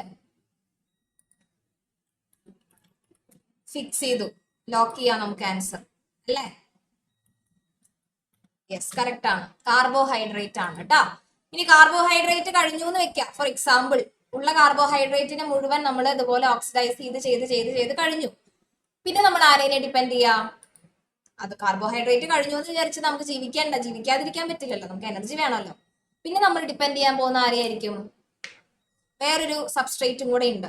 ഏതാ അത്? ഏത് സബ്സ്ട്രേറ്റ് ആണ് കാർബോഹൈഡ്രേറ്റ് കഴിഞ്ഞാൽ നമ്മൾ എടുക്കുന്ന? ആണോ ഡയറക്ട്ലി പ്രോട്ടീൻ ആണോ? ഇല്ലല്ലോ, അതിനിടയിൽ ഒരാളുണ്ടല്ലോ, ഫാറ്റ്. കേട്ടോ, അപ്പൊ കാർബോഹൈഡ്രേറ്റ് കഴിഞ്ഞാൽ യെസ്, ഫാറ്റിനെയാണ് നമ്മൾ എടുക്കുക. അത് വിഷ്ണു, ഈ ഗ്ലൂക്കോസ് തന്നെയാ കാർബോഹൈഡ്രേറ്റ്, എഴുതിയാലും നിങ്ങൾക്ക് മാർക്ക് കിട്ടും കേട്ടോ. അപ്പോ കാർബോഹൈഡ്രേറ്റിനെ നമ്മൾ ആദ്യം ഉപയോഗിച്ചു, അത് ഉപയോഗിച്ച് കഴിഞ്ഞാലും നമുക്ക് എനർജി എന്ന് പറഞ്ഞ കാര്യം വേണം. നമ്മുടെ ജീവിതത്തിൽ എന്ത് കാര്യം ചെയ്യാനും നമുക്ക് എനർജി ആവശ്യം. അപ്പോൾ കാർബോഹൈഡ്രേറ്റ് കഴിഞ്ഞു എന്ന് വെച്ച് നമുക്ക് മരിക്കാൻ പറ്റില്ലല്ലോ. അപ്പൊ നമ്മൾ ആരെ ഡിപ്പെൻഡ് ചെയ്യും? അടുത്ത സബ്സ്ട്രേറ്റ് ആയിട്ടുള്ള ഫാറ്റിനെ എടുക്കും. അതാണ് നമ്മൾ നിങ്ങൾ ശ്രദ്ധിച്ചാൽ അറിയാൻ പറ്റും, 2-3 ദിവസം അല്ലെങ്കിൽ ഒരാഴ്ച ഒക്കെ ഫുഡ് ഇരിക്കുമ്പോഴേക്കും നമ്മൾ മെലിഞ്ഞങ്ങ് ഒട്ടും അല്ലേ? നമ്മുടെ ശരീരത്തിലെ കൊഴുപ്പൊക്കെ അങ്ങ് കുറഞ്ഞ് നമ്മൾ എല്ലും തോലും ആവും. എങ്ങനെ എല്ലും തോലും ആവണേ? നമ്മുടെ ശരീരത്തിലെ ഫാറ്റിനെയാണ് നമ്മൾ എനർജിക്ക് വേണ്ടി ഉപയോഗിക്കണേ. ആ ഫാറ്റ് മൊത്തം പോവുക, ഓക്സിഡൈസ് ചെയ്ത് പോവും, എനർജിക്ക് വേണ്ടി ഉപയോഗിച്ച് തീർക്കും. അതുകൊണ്ടാണ് നമ്മൾ ഫാറ്റ് ലോസ് പെട്ടെന്ന് വരുന്നത്. ഓക്കെ, കാർബോഹൈഡ്രേറ്റ് കഴിക്കാതെ വരുമ്പോൾ നിങ്ങളോട് കാപ്സ് കട്ട് ചെയ്യാൻ പറയാറില്ലേ? ഡയറ്റ് എടുക്കുമ്പോഴും ജിമ്മിൽ പോകുമ്പോഴൊക്കെ എന്തിനാ കാപ്സ് കട്ട് ചെയ്യാൻ പറയണേ? കാപ്സ് കട്ട് ചെയ്താൽ ഫാറ്റ് ലോസ് ഉണ്ടാവും. ഫാറ്റിനെയാണ് എനർജിക്ക് വേണ്ടി ഡിപ്പെൻഡ് ചെയ്യുക. അപ്പൊ നമ്മുടെ ഈ ഇങ്ങനെ അടിഞ്ഞുകൂടി കിടക്കുന്ന കൊഴുപ്പൊക്കെ അലിഞ്ഞു പോകും, ബേൺഡ് ആവും. അതൊക്കെ പോട്ടെ. ഇനി ഫാറ്റ് കഴിഞ്ഞു, ഫാറ്റിനെയും ഉപയോഗിച്ച് തീർത്തു. ഇനി ആരാ ബാക്കിയുള്ള അഭിനവേ? ഫാറ്റ് കഴിഞ്ഞാൽ ഇനി ആരാ ബാലൻസ് ഉള്ളത്? ഇനി ആരെങ്കിലും ഉണ്ടോ എനർജിക്ക് വേണ്ടി? അതോ നമ്മളിനി മരിച്ചു പോറായോ? ഇനി പ്രോട്ടീനും കൂടി ഉണ്ട്. പക്ഷെ പ്രോട്ടീനെ നമ്മൾ ഫോർ എനർജി പർപ്പസിന് വേണ്ടി യൂട്ടിലൈസ് ചെയ്യാന്ന് പറയുന്നത് വെരി ഡേഞ്ചറസ് കണ്ടീഷൻ. പ്രോട്ടീൻ ഉപയോഗിക്കുന്നത് ഭയങ്കര ഡേഞ്ചറസ് ആയിട്ടുള്ള ഒരു കണ്ടീഷൻ ആണ്. Okay, yes. അപ്പൊ ഇതാണ് 3 സബ്സ്ട്രേറ്റുകൾ. അതിൽ ഏറ്റവും ഫേവറബിൾ പ്ലാന്റ്സിനെ സംബന്ധിച്ച് ഗ്ലൂക്കോസ്, അനിമൽസിനെ സംബന്ധിച്ചുള്ള കാർബോഹൈഡ്രേറ്റ്. രണ്ടൊന്നും തന്നെ ഡിഫറെന്റ് ഫോംസ് മാത്രമേ ഉള്ളൂ കേട്ടോ.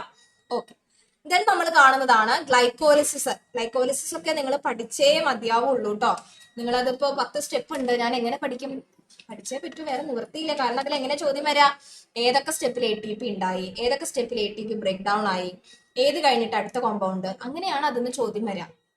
പിന്നെ നമ്മളത് മൊത്തം പഠിക്കണ്ടേ? 10 സ്റ്റെപ്പ് പഠിച്ചാൽ നിവൃത്തിയുള്ളൂ. പഠിക്കാനായിട്ട് ശ്രമിക്കുക, എഴുതി പഠിക്കാം. പഠിക്കാനുള്ള സമയമൊക്കെ നിങ്ങൾക്ക് ഉണ്ട്. അപ്പൊ ഒന്ന് എഴുതി പഠിച്ചു കഴിഞ്ഞാൽ സെറ്റാണ്.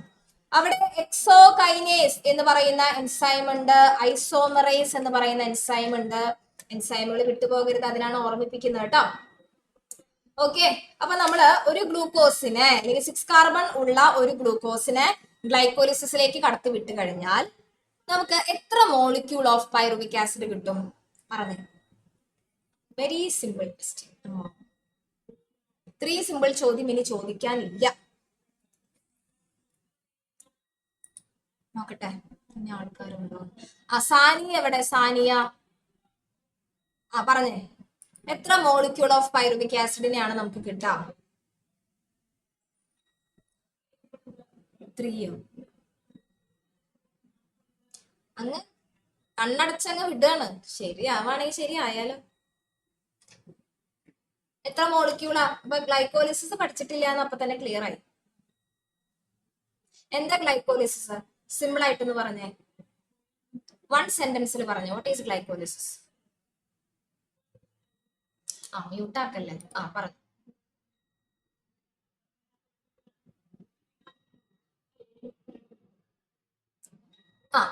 അപ്പൊ എത്ര മോളിക്യൂൾ ഓഫ് പൈറുവിക് ആസിഡ് ആണ് അവിടെ ഉണ്ടാവുന്നത്? 1 ഗ്ലൂക്കോസിനെ നമ്മൾ ബ്രേക്ക് ചെയ്താ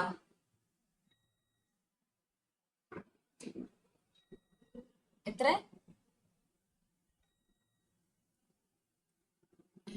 സ്റ്റക്കായ 2 ആണ്. 2 മോളിക്യൂൾ ഓഫ് പൈറുവിക് ആസിഡ് ആണ്. അത് എങ്ങനെയാണ് 2 മോളിക്യൂൾ വന്നേന്നുള്ളത് അതിന്റെ ഉള്ളിലെ കാര്യങ്ങൾ പഠിച്ച കുട്ടികൾക്ക് കിട്ടും. അതെ വിഷ്ണു, അത് തന്നെ 2 മോളിക്യൂൾ ഓഫ് പൈറുവിക് ആസിഡ് ആണ് കേട്ടോ. ഇപ്പൊ ഫ്രക്ടോസ് 1,6 ബിസ്ഫോസ്ഫേറ്റ് രണ്ടായിട്ട് മാറുന്നുണ്ട്, 2 ട്രയോസ് ഫോസ്ഫേറ്റ് ആയിട്ട് മാറുന്നു. അതിലെ ഒരു ട്രയോസ് ഫോസ്ഫേറ്റ് അതായത് നമ്മുടെ ഡൈഹൈഡ്രോക്സി അസറ്റോൺ ഫോസ്ഫേറ്റ് അൺസ്റ്റേബിൾ ആണ്. അതുകൊണ്ട് അത് നമ്മുടെ ഗ്ലിസറാൾഡിഹൈഡ് 3-ഫോസ്ഫേറ്റിലേക്ക് ചേരുന്നു. എന്നിട്ട് അവിടെ മുതൽ എല്ലാ പ്രോസസ്സുകളും 2 ടൈംസ് വീതമാണ് നടക്കുക. കുഴപ്പമില്ല സാനിയ, പഠിച്ചേക്കാട്ടോ, അത് മൊത്തം പഠിച്ചു തീർക്കുക. അതുകൊണ്ടാണ് 2 മോളിക്യൂൾ ഓഫ് പൈറുവിക് ആസിഡിന് കിട്ടുന്നത്. ഇതൊക്കെ പഠിക്കണം കേട്ടോ മക്കളെ. ദെൻ ഫെർമെന്റേഷന്റെ കഥയിലേക്ക് എങ്ങനെയാണ് നമ്മൾ വരുന്നത്? ഈ ഗ്ലൈക്കോളിസിസ് കഴിഞ്ഞ് നമ്മുടെ കയ്യിൽ 2 മോളിക്യൂൾ ഓഫ് പൈറുവിക് ആസിഡ് കിട്ടി. ഈ 2 മോളിക്യൂൾ ഓഫ് പൈറുവിക് ആസിഡ് ഇനി കടന്നു പോകുന്നത് 2 ഡിഫറെന്റ് സിറ്റുവേഷൻസിലേക്കാണ്. ഒരു സ്ഥലത്ത് ഓക്സിജൻ ഉണ്ട്, ഒരു സ്ഥലത്ത് ഓക്സിജൻ ഇല്ല. ഓക്സിജൻ ഇല്ലാത്ത സിറ്റുവേഷൻ ആണ് ഫെർമെന്റേഷൻ എന്ന് പറയുന്നത്. അതായത് അനൈറോബിക് റെസ്പിറേഷൻ. അവിടെ ഓക്സിജൻ ഇല്ല, എയർ ഇല്ല. ഓക്സിജൻ ഇല്ലാത്ത സിറ്റുവേഷനിലേക്ക് നമ്മുടെ പൈറുവിക് ആസിഡ് കടന്നു പോയാൽ ആ പ്രോസസ്സിനെയാണ് ഫെർമെന്റേഷൻ എന്ന് പറയുന്നത്. ഫെർമെന്റേഷൻ എത്ര ടൈപ്പ് ഉണ്ട് അദീന? ഫെർമെന്റേഷൻ എത്ര ടൈപ്പാ ഉള്ളേ? 2 ടൈപ്പ് ആണുള്ളത്. ഏതൊക്കെയാണ് ഗുരു പറഞ്ഞേ? which are the 2 types of fermentation?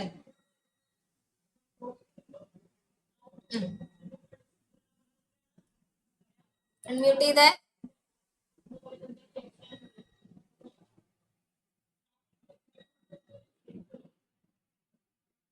Unmute ചെയ്തേ.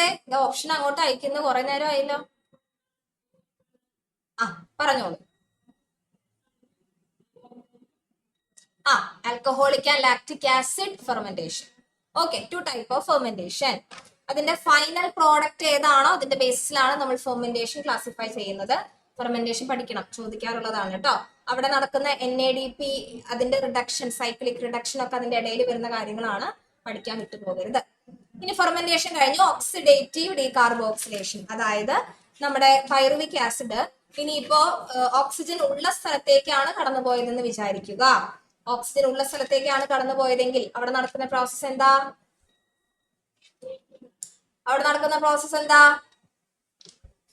ഓക്സിജൻ ഇല്ലാത്ത സ്ഥലത്തേക്ക് പോയപ്പോഴാണ് നമ്മുടെ ഫെർമെന്റേഷൻ നടന്നത്. ഓക്സിജൻ ഉള്ള ഒരു സർക്കംസ്റ്റാൻസിലേക്കാണ് പോകുന്നതെങ്കിലോ അവിടെ ഏത് പ്രോസസ് നടക്കുക? ദീപു പറഞ്ഞേ, അവിടെ ഏത് പ്രോസസ് നടക്കുക?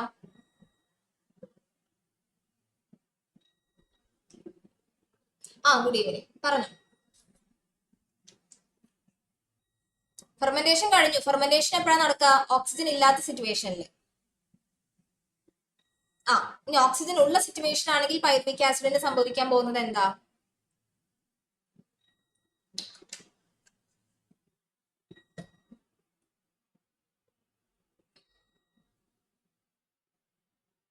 സെല്ലുലാർ റെസ്പിറേഷന്റെ സ്ട്രിപ്പുകൾ ഏതൊക്കെയാ?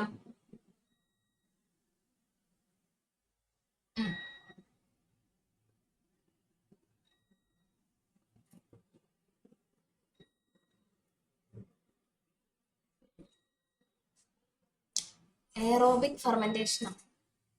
അതെന്തൊരു സാധനം?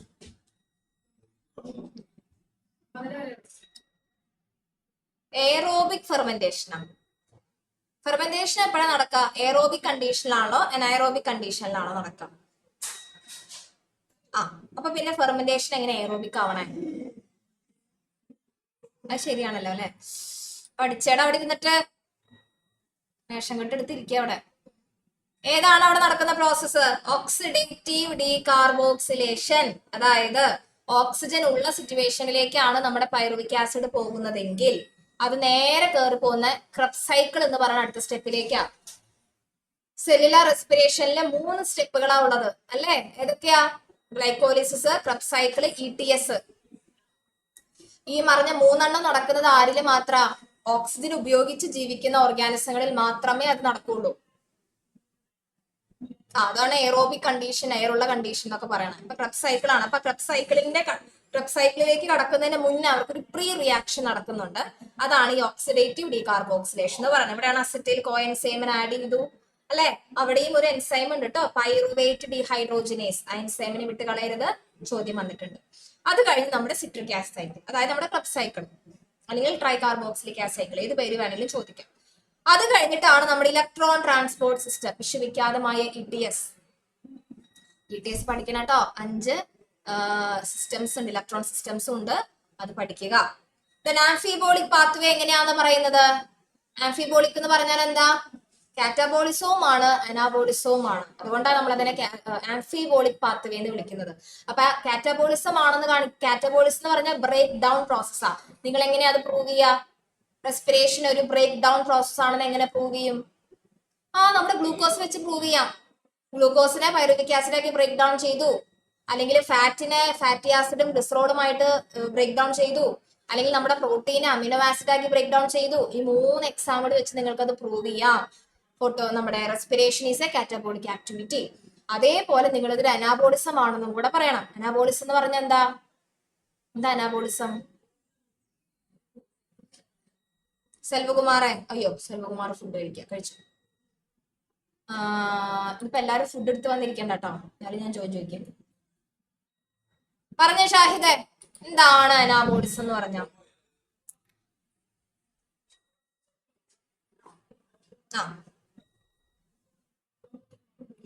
കണ്ടുപിടിച്ചേടാ. ഇത് എന്റെ അടുത്ത് അറിയില്ല എന്നെങ്ങാനും പറഞ്ഞ ഞാൻ എന്റെ ഒരു ചോദ്യം പോസിഷൻ തരും കേട്ടോ.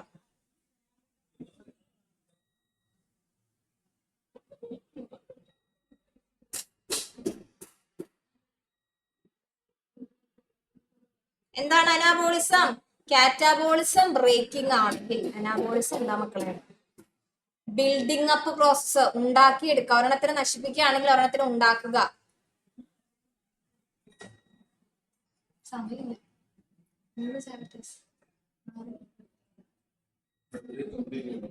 നിങ്ങൾക്ക് ഞാൻ ബ്രേക്ക് പോലും തരാതെ ഇവിടെ ഇരിക്കുകയാണ്. ഇവിടെ അജയ് സാറ് ബിരിയാണി കൊണ്ടുവന്നിട്ടുണ്ട്. അറിയോ നിങ്ങൾക്ക്?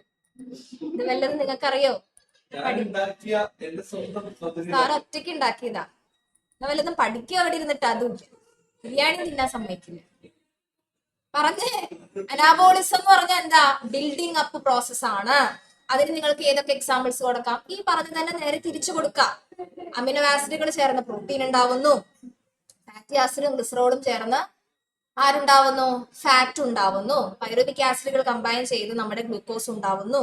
ഈ പറഞ്ഞ കാര്യങ്ങൾ തന്നെ തരംതിരിച്ചെഴുതാം. അങ്ങനെ നമുക്കത് പ്രൂവ് ചെയ്യാം. ഇനി റെസ്പിറേഷൻ ക്വസ്റ്റ്യന്റ് ഏതൊക്കെയാണ്? റെസ്പിറേറ്ററി ക്വസ്റ്റ്യന്റ് വരുന്നത് ഇവിടെ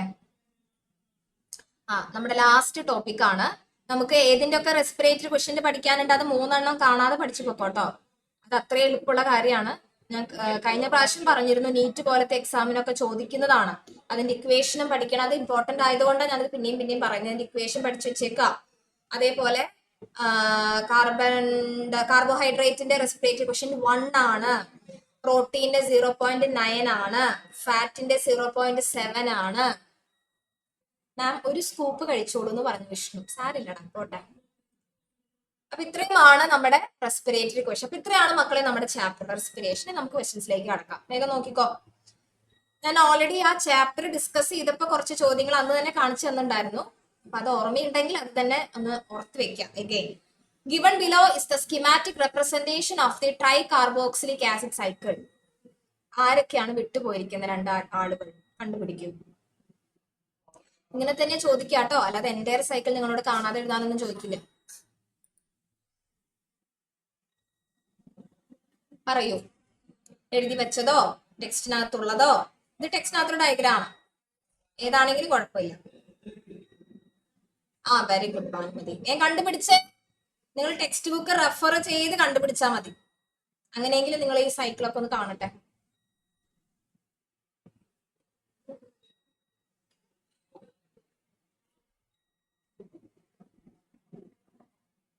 യെസ്, ഏതാണ്? Citric acid. ഇത് ഇവിടെ സിട്രിക് ആസിഡ്, ഇവിടെ വരുന്നത് ആരാ? Succinic acid. സക്സിനിക് ആസിഡ് കേട്ടോ. അപ്പൊ ഇങ്ങനെയാണ് ക്വസ്റ്റ്യൻസ് ഉണ്ടാവുക ഈ ചാപ്റ്ററിൽ നിന്ന്. മറക്കാതെ ഇങ്ങനെ പഠിക്കാട്ടോ.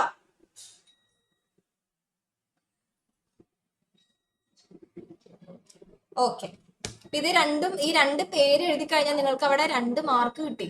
എന്തിനാ അത് വെറുതെ കളയണേ? ഇനി ഇവിടെ ചോദ്യം, ആരാണ് ഇത് കണ്ടുപിടിച്ചേ? ക്രബ് സൈക്കിൾ ആരാ കണ്ടുപിടിച്ചത്? Hans Krebs. പേര് പഠിക്കാട്ടോ. ഹാൻസ് ക്രബ് അല്ല, ഹാൻസ് ക്രബ്. അങ്ങനെ 2 പേര്. എവിടെയാണ് നടക്കുന്നത്? Krebs cycle, tricarboxylic acid cycle അല്ലെങ്കിൽ സിട്രിക് ആസിഡ് സൈക്കിൾ, എവിടെയാണ് ഈ പ്രൊസീജിയർ നടക്കുന്നത്? വെറുതെ മൈറ്റോകോൺട്രിയ എന്ന് മാത്രം എഴുതി വെച്ച മാർക്ക് കിട്ടില്ല. മൈറ്റോകോൺട്രിയയുടെ എവിടെ? ഇന്നർ മെംബ്രെയിനിലാണോ, മെട്രിക്സിലാണോ, എവിടെയാ നടക്കുക? മെട്രിക്സിലാണ് നടക്കുക. അങ്ങനെ തന്നെ എഴുതണം കേട്ടോ, അല്ലാതെ റാൻഡം ആയിട്ട് മൈറ്റോകോൺട്രിയ എന്ന് മാത്രം എഴുതി വെക്കരുത്. മൈറ്റോകോൺട്രിയൽ മെട്രിക്സ് തന്നെ എഴുതണം. ഇനി എന്താണ് റെസ്പിറേറ്ററി സബ്സ്ട്രേറ്റ്? നമ്മളത് ഓൾറെഡി ഡിസ്കസ് ചെയ്തു. ഇനി എയറോബിക്കും ഫെർമെന്റേഷൻ തമ്മിലുള്ള വ്യത്യാസം നമുക്കറിയാം. എയറോബിക് എന്ന് പറഞ്ഞാൽ എയറിന്റെ പ്രസൻസിൽ നടക്കുന്ന പ്രോസസ്സാണ്. സെല്ലുലാർ റെസ്പിറേഷനിൽ ഗ്ലൈക്കോളിസിസ്, ക്രെബ്സ് സൈക്കിൾ, ETS പോലെ നടക്കുന്നു.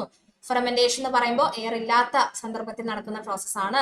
അവിടെ 2 ടൈപ്പ് ഓഫ് ഫെർമെന്റേഷൻ ഉണ്ട്, ലാക്റ്റിക് ആസിഡ് ആൻഡ് ആൽക്കഹോൾ എന്നൊക്കെ പറഞ്ഞ് വിശദമായിട്ട് എഴുതാം. അതാണ് അവർ തമ്മിലുള്ള ഡിഫറൻസ് വരുന്നത്.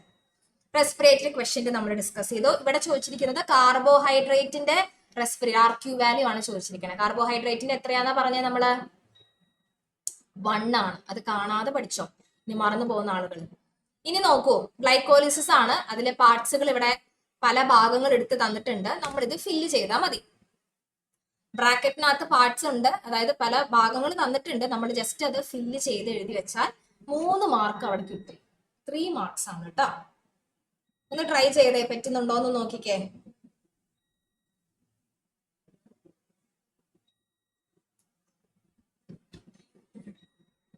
അപ്പൊ ഞാൻ പറഞ്ഞു വന്നത് ഇത് പഠിക്കണം എന്നുള്ളതാണ്, മനസ്സിലാക്കുക കേട്ടോ. നമ്മൾ വിചാരിക്കില്ലേ ഇത്രയും കോംപ്ലിക്കേറ്റഡ് ആയിട്ടുള്ള കാര്യങ്ങൾ പഠിക്കണോ, എക്സാമിന് ചോദിക്കും. അതുകൊണ്ടാണല്ലോ ഈ ചാപ്റ്ററിന് ഇത്രയും വെയിറ്റേജ് വന്നേ. അപ്പൊ അതുകൊണ്ട് പഠിച്ചേക്കാം, ഒന്ന് എഴുതി നിങ്ങൾ ഒന്നൊരു എഫേർട്ട് ഇട്ടാൽ നിങ്ങൾക്ക് എളുപ്പത്തിൽ മാർക്ക് മേടിക്കാൻ പറ്റുന്ന ചാപ്റ്ററാ.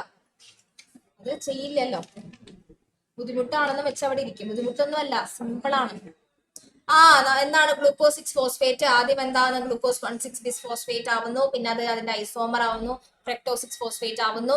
അങ്ങനെ അങ്ങനെ അങ്ങനെ അങ്ങനെ പഠിച്ച് പോവുക കേട്ടോ. ഗ്ലൈക്കോലിസിസിൽ എവിടെയെല്ലാമാണ് ATP യൂട്ടിലൈസ് ചെയ്യപ്പെടുന്നത്? അപ്പൊ ഇവിടുത്തെ ചോദ്യം ATP യൂട്ടിലൈസ് ചെയ്യുന്ന കാര്യം. അത് തന്നെ എങ്ങനെ ചോദിക്കാം? ATP എവിടെയെല്ലാം പ്രൊഡ്യൂസ് ചെയ്യപ്പെടുന്നു എന്നും ചോദിക്കാം. യൂട്ടിലൈസ് ചെയ്യണത് മാത്രമല്ല, പ്രൊഡക്ഷനും ചോദിക്കാം. 2 സ്ഥലത്ത് പ്രൊഡ്യൂസ് ആവുന്നുണ്ട്, 2 സ്ഥലത്ത് യൂട്ടിലൈസും ചെയ്യപ്പെടുന്നുണ്ട്. അത് ഏതാണ്? നിങ്ങൾ ഒരു കാര്യം ശ്രദ്ധിക്കുക കേട്ടോ. നമ്മൾ ടീച്ചർ ക്ലാസ് എടുത്തപ്പോ 10 സ്റ്റെപ്പ് ഉണ്ടെന്ന് പറഞ്ഞിട്ട് നമ്മൾ ഓരോ സ്റ്റെപ്പ് 1, 2, 3 നമ്പർ ഇട്ട് പോയി. അത് ഞാൻ ഇട്ട് തന്ന നമ്പറാണ് കേട്ടോ. അതൊരിക്കലും എക്സാമിന് പോയിട്ട് ഫസ്റ്റ് സ്റ്റെപ്പില്, സെക്കൻഡ് സ്റ്റെപ്പിൽ, അങ്ങനെ സെക്കൻഡ് ഫസ്റ്റ് ഒന്നും എഴുതണ്ട. നിങ്ങൾ അവിടെ നടക്കുന്ന റിയാക്ഷൻ ആണ് ആസ് എ സ്റ്റെപ്പ് ആയിട്ട് എഴുതി വെക്കേണ്ടത് കേട്ടോ. അല്ലാതെ 1, 2, 3 സ്റ്റെപ്പ് നമ്പർ ഇടരുത്. അത് നമ്മുടെ കൺവീനിയന്റിന് വേണ്ടിയിട്ട് ഞാൻ ഇട്ട് തന്നതാണ് കേട്ടോ. അത് അങ്ങനെ തെറ്റി എഴുതി വെച്ചേക്കരുത്. കാരണം എന്താന്ന് വെച്ചാൽ ഗ്ലൈക്കോലിസിസ് വലിയൊരു പ്രോസസ്സാണ്. അത് 10 സ്റ്റെപ്പ് ഒന്നുമല്ല, 10, 20, 30 സ്റ്റെപ്പുള്ള വലിയ പ്രോസസ്സാണ്. അപ്പൊ അത് വളരെ അതിന് വളരെ ഒരു എന്താ പറയുക, ഒരു അംശം മാത്രമേ നമുക്ക് പഠിക്കാനുള്ളൂ. അപ്പൊ അതുകൊണ്ട് നമുക്കത് സ്റ്റെപ്പ് ബൈ സ്റ്റെപ്പ് 10 സ്റ്റെപ്പ് എന്ന് പറഞ്ഞാൽ തെറ്റായി പോകും. അപ്പൊ അതങ്ങനെ സ്റ്റെപ്പ് നമ്പർ ഒന്നും ഇട്ട് കൊടുക്കരുത് കേട്ടോ. ഇനി എന്താണ് ചോദ്യം? There are several reasons why plants can get along without respiratory organ. Justify the above statement by citing 2 reasons. എന്തുകൊണ്ടാ പ്ലാന്റ്സിന് ഒരു റെസ്പിറേറ്ററി ഓർഗൻസ് ഇല്ലാത്തത്? നമുക്ക് റെസ്പിറേഷന് വേണ്ടി ലങ്സ്, ഒരു റെസ്പിറേറ്ററി സിസ്റ്റം തന്നെയുണ്ട്. പ്ലാന്റ്സിന് അതിന്റെ ആവശ്യമില്ല. ബിക്കോസ് പ്ലാന്റ്സ് ഭയങ്കര സിമ്പിൾ ആയിട്ടുള്ള ഓർഗാനിസംസ് ആണ് കമ്പയർഡ് ടു ഹ്യൂമൻ ബീങ്സ് അല്ലെങ്കിൽ കമ്പയർഡ് ടു അനിമൽസ്. നമുക്ക് ഒരു വലിയൊരു റെസ്പിറേഷൻ സിസ്റ്റം, നോസ്ട്രിയിൽ നിന്ന് തുടങ്ങി എൽവിയോളെ വരെ അവസാനിക്കുന്ന ഒരു സിസ്റ്റം ഉണ്ട്. പ്ലാന്റ്സിന് അതിന്റെ ആവശ്യമില്ല. Plants are very simple. ഇതൊക്കെ നിങ്ങളുടെ ലോജിക്ക് വെച്ച് ചെയ്യേണ്ട ക്വസ്റ്റ്യൻസ് ആണ്. നോക്കൂ മക്കളെ, ഇതൊന്ന് ഫില്ല് ചെയ്തേ. Name the enzyme labelled as A. ഏതാണ് അവിടുത്തെ എൻസൈം? ഞാൻ കുറച്ചു മുന്നേ പറഞ്ഞുള്ളൂ എൻസൈമിന്റെ പേര്. ഇപ്പൊ പറഞ്ഞുള്ളൂ. ഏതാണ് ഇവിടുത്തെ എൻസൈം? നമ്മളത് പെട്ടെന്ന് ശ്രദ്ധിക്കില്ല. നമ്മൾ നേരെ ഗ്ലൈക്കോലിസിസ് കഴിഞ്ഞ ക്രെബ്സ് സൈക്കിൾ അങ്ങ് എഴുതി തുടങ്ങും. ഈ ഗ്ലൈക്കോലിസിന്റെയും ക്രെബ്സ് സൈക്കിളിന്റെയും ഇടയിൽ അവരൊരു പ്രോസസ്സ് നടക്കുന്നുണ്ട്. അവിടെ ഒരു എൻസൈമും ഉണ്ട്. അത് നമ്മൾ വിട്ടുകളയരുത്. അതെന്നാണ് ഈ ചോദ്യം വന്നിരിക്കുന്നത്. വേഗം കണ്ടുപിടിച്ചേ.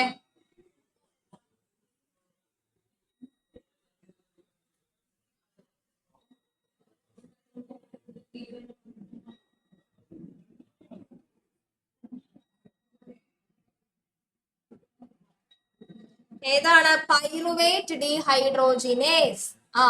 അവിടുത്തെ പ്രോസസ് എന്താ? Oxidative decarboxylation.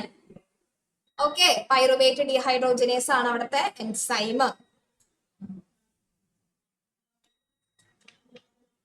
ഇതെവിടെ നടക്കുന്നേ?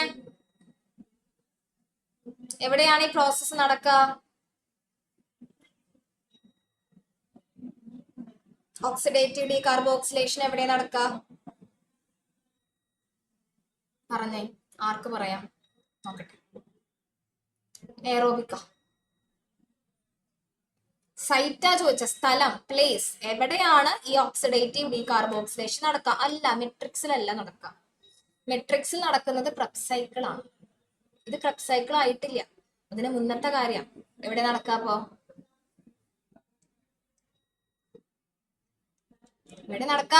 സൈറ്റോസോളിലാണ് നടക്കുന്നത്. സൈറ്റോസോള്.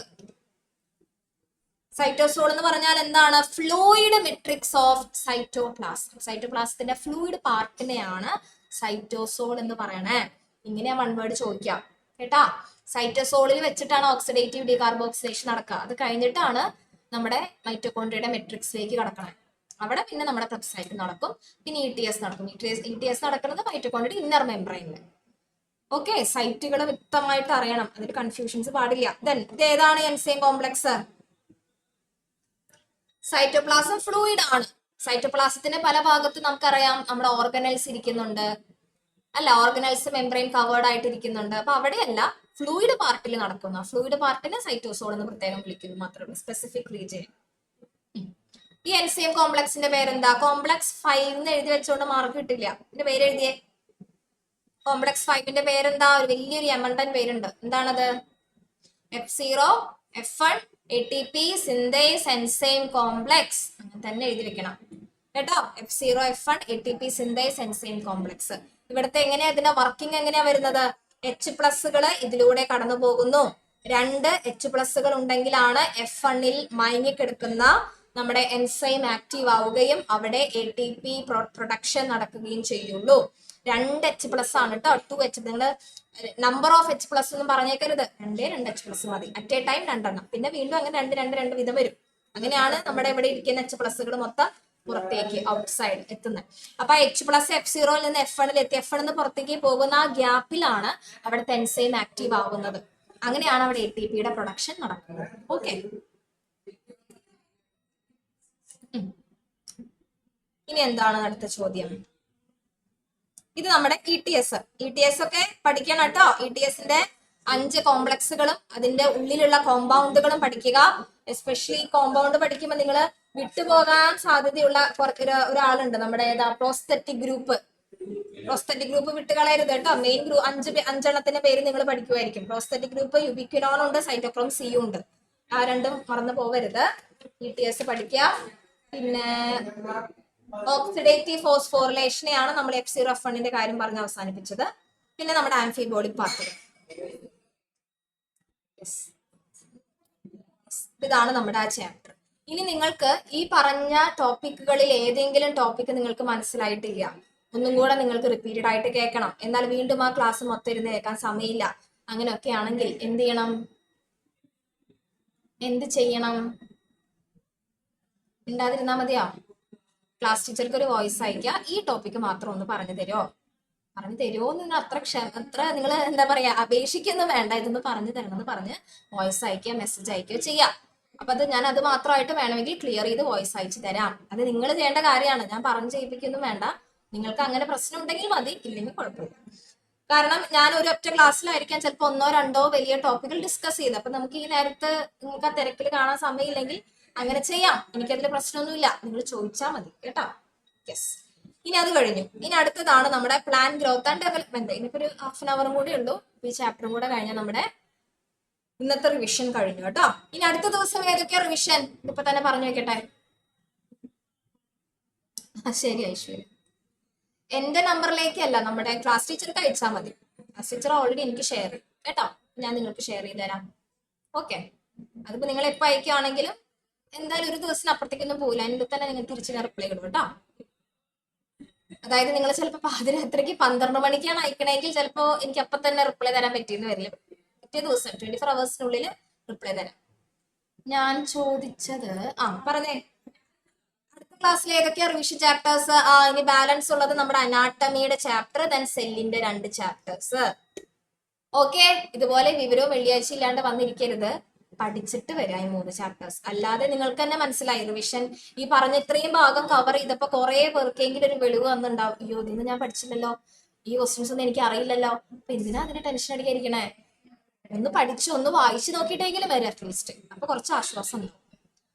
ഇനി ഇതിന്റെ കോർ കോൺസെപ്റ്റ് നോക്കാം നമുക്ക് കേട്ടോ. പ്ലാൻ ഗ്രോത്ത് ആൻഡ് ഡെവലപ്മെന്റിന്റെ വെയിറ്റേജ് അത്രയ്ക്ക് ഇല്ല കമ്പയർ ടു മറ്റ് 2 ചാപ്റ്റർ. 4 മാർക്കേ ഉള്ളൂ. പക്ഷെ 4 മാർക്ക് അത്ര മോശമൊന്നുമല്ല. 4 മാർക്കിനുള്ളത് നമ്മുടെ അടുത്ത് ചോദിക്കും. ഇതിൽ നമുക്ക് ഗ്രോത്ത് കർവ് പഠിക്കാനുണ്ട്, differentiation, D differentiation and re differentiation.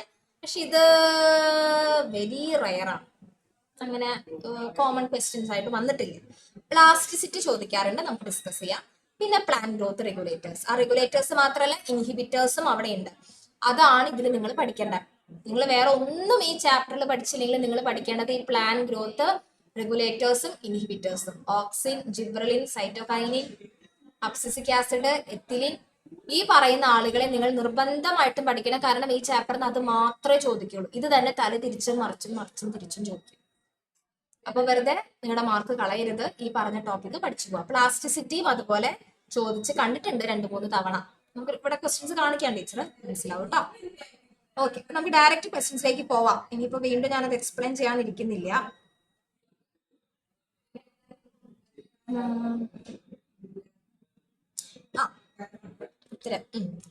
പറഞ്ഞേ, differentiate the functions of different plan growth regulators. Directly ചോദിച്ച ചോദ്യം. ഫംഗ്ഷൻ എഴുതുക, ഓക്സിന്റെയും ജിബ്രലിന്റെയും സൈറ്റോകൈനിന്റെയും. ഒരു കാര്യം നിങ്ങളുടെ മനസ്സിൽ നിങ്ങൾ തീർച്ചയാക്കാം, ഒരു പ്ലാന്റിന്റെ ഗ്രോത്തിനെ റെഗുലേറ്റ് ചെയ്യണത് ആരൊക്കെയാ, ഏതൊക്കെ ഹോർമോൺസ് ആണ്, അതേപോലെ അതിനെ തടയുന്നത്, ഇൻഹിബിറ്റ് ചെയ്യുന്നത് ഏതൊക്കെ ഹോർമോൺസ് ആണെന്നുള്ളൊരു ക്ലിയർ ഐഡിയ നിങ്ങൾക്ക് ഉണ്ടാവണം. അല്ലാതെ ഈ അബ്സിസിക് ആസിഡ് കൊണ്ടുപോയിട്ട് റെഗുലേറ്റേഴ്സിൽ കൊണ്ടുപോയി എഴുതി വെക്കരുത്. അത് പൊട്ട തെറ്റാ. അപ്പൊ തന്നെ മനസ്സിലായ ഒരു ഐഡിയ ഇല്ല കുട്ടിക്കുള്ളത്. അങ്ങനെ ചെയ്ത് വെക്കരുത് കേട്ടോ. അത് ഓക്സിനും ജിബ്രലിനും സൈറ്റോകൈനിനും എത്തിലിനും ഉണ്ട്. ഇവര് 4 പേരും ശരിക്കും പ്ലാന്റിന്റെ ഗ്രോത്തിനെ പ്രൊമോട്ട് ചെയ്യുകയാണ് ചെയ്യുന്നത്. നല്ല ആൾക്കാരാണ് അവര്. ബാക്കിയുള്ള 2 പേരോ? ബാക്കിയുള്ള 2 പേരെന്താ? ഇൻഹിബിറ്റേഴ്സ് ആണ്. ഗ്രോത്തിനെ പല രീതിയിലും തടയുന്നവരാണ്. ആ ഒരു ബോധം നിങ്ങൾക്ക് ഉണ്ടാവണം കേട്ടോ, അറ്റ്ലീസ്റ്റ്. അപ്പൊ ഓക്സിൻ എന്തൊക്കെയാ ചെയ്യുന്നത്? സെൽ ഡിവിഷനെ പ്രൊമോട്ട് ചെയ്യുന്നു, ഇലോങ്ങേഷൻ, ഡിഫറൻസിയേഷൻ. പ്രത്യേകിച്ച് പറയുന്നത് പ്ലാന്റ്സിന്റെ ടിപ്പ് റീജിയൻ, അവിടെ ലെങ്ത് വെക്കാൻ സഹായിക്കുന്നു. പിന്നെന്തൊക്കെയാണ്? ഓറിയന്റേഷൻ, സെൽ ഡിവിഷനെ ഇൻഫ്ലുവൻസ് ചെയ്യുന്നു. എല്ലാവരുടെയും കൂടെ ഒരു ഓക്സിന്റെ മാത്രമാണ് പറയുന്നത്. വാസ്കുലാർ സെൽസിനെ ഹീൽ ചെയ്യുന്നു. ഫ്ലവേഴ്സിന്റെ ഗ്രോത്ത് കുറേ ഉണ്ട് ഫങ്ഷൻസ്. നിങ്ങൾ അറ്റ്ലീസ്റ്റ് ഒരു ഇമ്പോർട്ടന്റ് ആയിട്ട് ഞാൻ ക്ലാസ്സിൽ എടുത്തപ്പോൾ പറഞ്ഞിട്ടുണ്ടായിരുന്നു ഇത്രയും ഫങ്ഷൻസ് ഇമ്പോർട്ടന്റ് ആണെന്ന്. അങ്ങനെ വരുന്ന ഒരു 5 എണ്ണമെങ്കിലും അറ്റ്ലീസ്റ്റ് പഠിക്കുക കേട്ടോ. ഇനി ഓക്സിൻ കഴിഞ്ഞ അടുത്തത് സൈറ്റോകൈനിൻ. സൈറ്റോകൈനിൻ എന്ന് കേൾക്കുമ്പോഴേ അറിയാം സെൽ ഡിവിഷൻ ആണ് അതിന്റെ മെയിൻ ഫംഗ്ഷൻ. അതിനെ പ്രൊമോട്ട് ചെയ്യുന്ന ആളാണ്. അതുപോലെ സെനസെൻസിനെ ഡിലേ ചെയ്യുന്നു. സെനസെൻസ് എന്ന് പറഞ്ഞ വാർദ്ധക്യം അല്ലെങ്കിൽ ഏജിങ്, പ്രായമാവുന്നതിനെ തടയുന്നു. ഓക്കെ, അതൊക്കെ ഇമ്പോർട്ടന്റ് ഫംഗ്ഷൻ ആണ്. പിന്നെ എപ്പിക്കൽ ഡോമിനൻസ്. ഞാൻ എന്തുകൊണ്ടാണ് ചില ഫംഗ്ഷൻസ് മാത്രം ഇമ്പോർട്ടന്റ് എന്ന് ചോദിക്കണെന്ന് വെച്ചാൽ അത് മാത്രമായിട്ട് എടുത്ത് ചോദിച്ചിട്ടുണ്ട്. എപ്പിക്കൽ ഡോമിനൻസിനെ ഓവർകം ചെയ്യുന്ന ഹോർമോൺ ഏതാ? 1 വേർഡ്. അതുകൊണ്ട് ചില ഫംഗ്ഷൻസ് ഇമ്പോർട്ടന്റ് ആണെന്ന് പറയുന്നത് കേട്ടോ. പിന്നെ ആക്സിലറി ബഡ് ഗ്രോത്തിന് ഹെൽപ്പ് ചെയ്യുന്നു. ലാറ്ററൽ ഷൂട്ട് എന്ന് പറഞ്ഞ സൈഡുകളിലേക്കുള്ള പ്ലാന്റ്സിന്റെ വളർച്ച, അതിനെയൊക്കെ കൂടുതൽ ഫോക്കസ് ചെയ്യുന്നത് സൈറ്റോകൈനിൻ എന്ന് പറയുന്ന ഹോർമോൺ ആണ്. ഇപ്പൊ ഈ പ്ലാന്റ് ഹോർമോണിനെ തന്നെയാണ് നമ്മൾ ഫൈറ്റോ ഹോർമോൺസ് എന്ന് പറയുന്നത് കേട്ടോ. 2 ഒന്നാണ്. ഇനി ഏത് ടേം ചോദിച്ചാൽ കൺഫ്യൂസ്ഡ് ആവണ്ട. ജിബ്രലിൻ എന്താ ചെയ്യുന്നത്? ഇലോങ്ങേഷൻ ആണ്. സെൽ ഇലോങ്ങേഷൻ, അതായത് ഒരു പ്ലാന്റിനെ നീളം വെക്കാൻ സഹായിക്കുന്നു. അതുപോലെ ഡോർമൻസിനെ ബ്രേക്ക് ചെയ്യുന്നു. ഇമ്പോർട്ടന്റ് ഫങ്ഷൻസ് ആണ്. എല്ലാം ഇമ്പോർട്ടന്റ് ആണ്, പക്ഷെ ഏറ്റവും ഇമ്പോർട്ടന്റ് ആയിട്ട് പറയുന്നത് ഡോർമൻസി എന്ന് പറഞ്ഞാൽ എന്താ? ഒരു മയങ്ങിയിരിക്കുന്ന അവസ്ഥ. അപ്പൊ അതിനെ ബ്രേക്ക് ചെയ്ത് ഫേവറബിൾ കണ്ടീഷൻസ് അതിന് കൊടുത്ത് വളർച്ച എഗെയിൻ സ്റ്റാർട്ട് ആക്കുന്നതിന് നമ്മുടെ ജിബ്രലിൻ സഹായിക്കുന്നുണ്ട്. പിന്നെന്താ? ഫ്രൂട്ട് റൈപ്പനിങ്ങിനെ ശരിക്കും സഹായിക്കുന്നത് ഏത് ഹോർമോണാ? ശരിക്കും അതൊരു പ്രൈമറി ഫങ്ഷൻ ആയിട്ടുള്ള ഒരു ഹോർമോൺ ഉണ്ടല്ലോ. ആരാത്? അനിത പറഞ്ഞേ. ഫ്രൂട്ട് റൈപ്പനിങ് ഒരു പ്രൈമറി ഫങ്ഷൻ ആയിട്ടുള്ളത് ആർക്കാണ്? ഏത് ഹോർമോണിനാണ്? ഏത് ഫൈറ്റോ ഹോർമോണാണ്? അനിത പോയോ? അനിത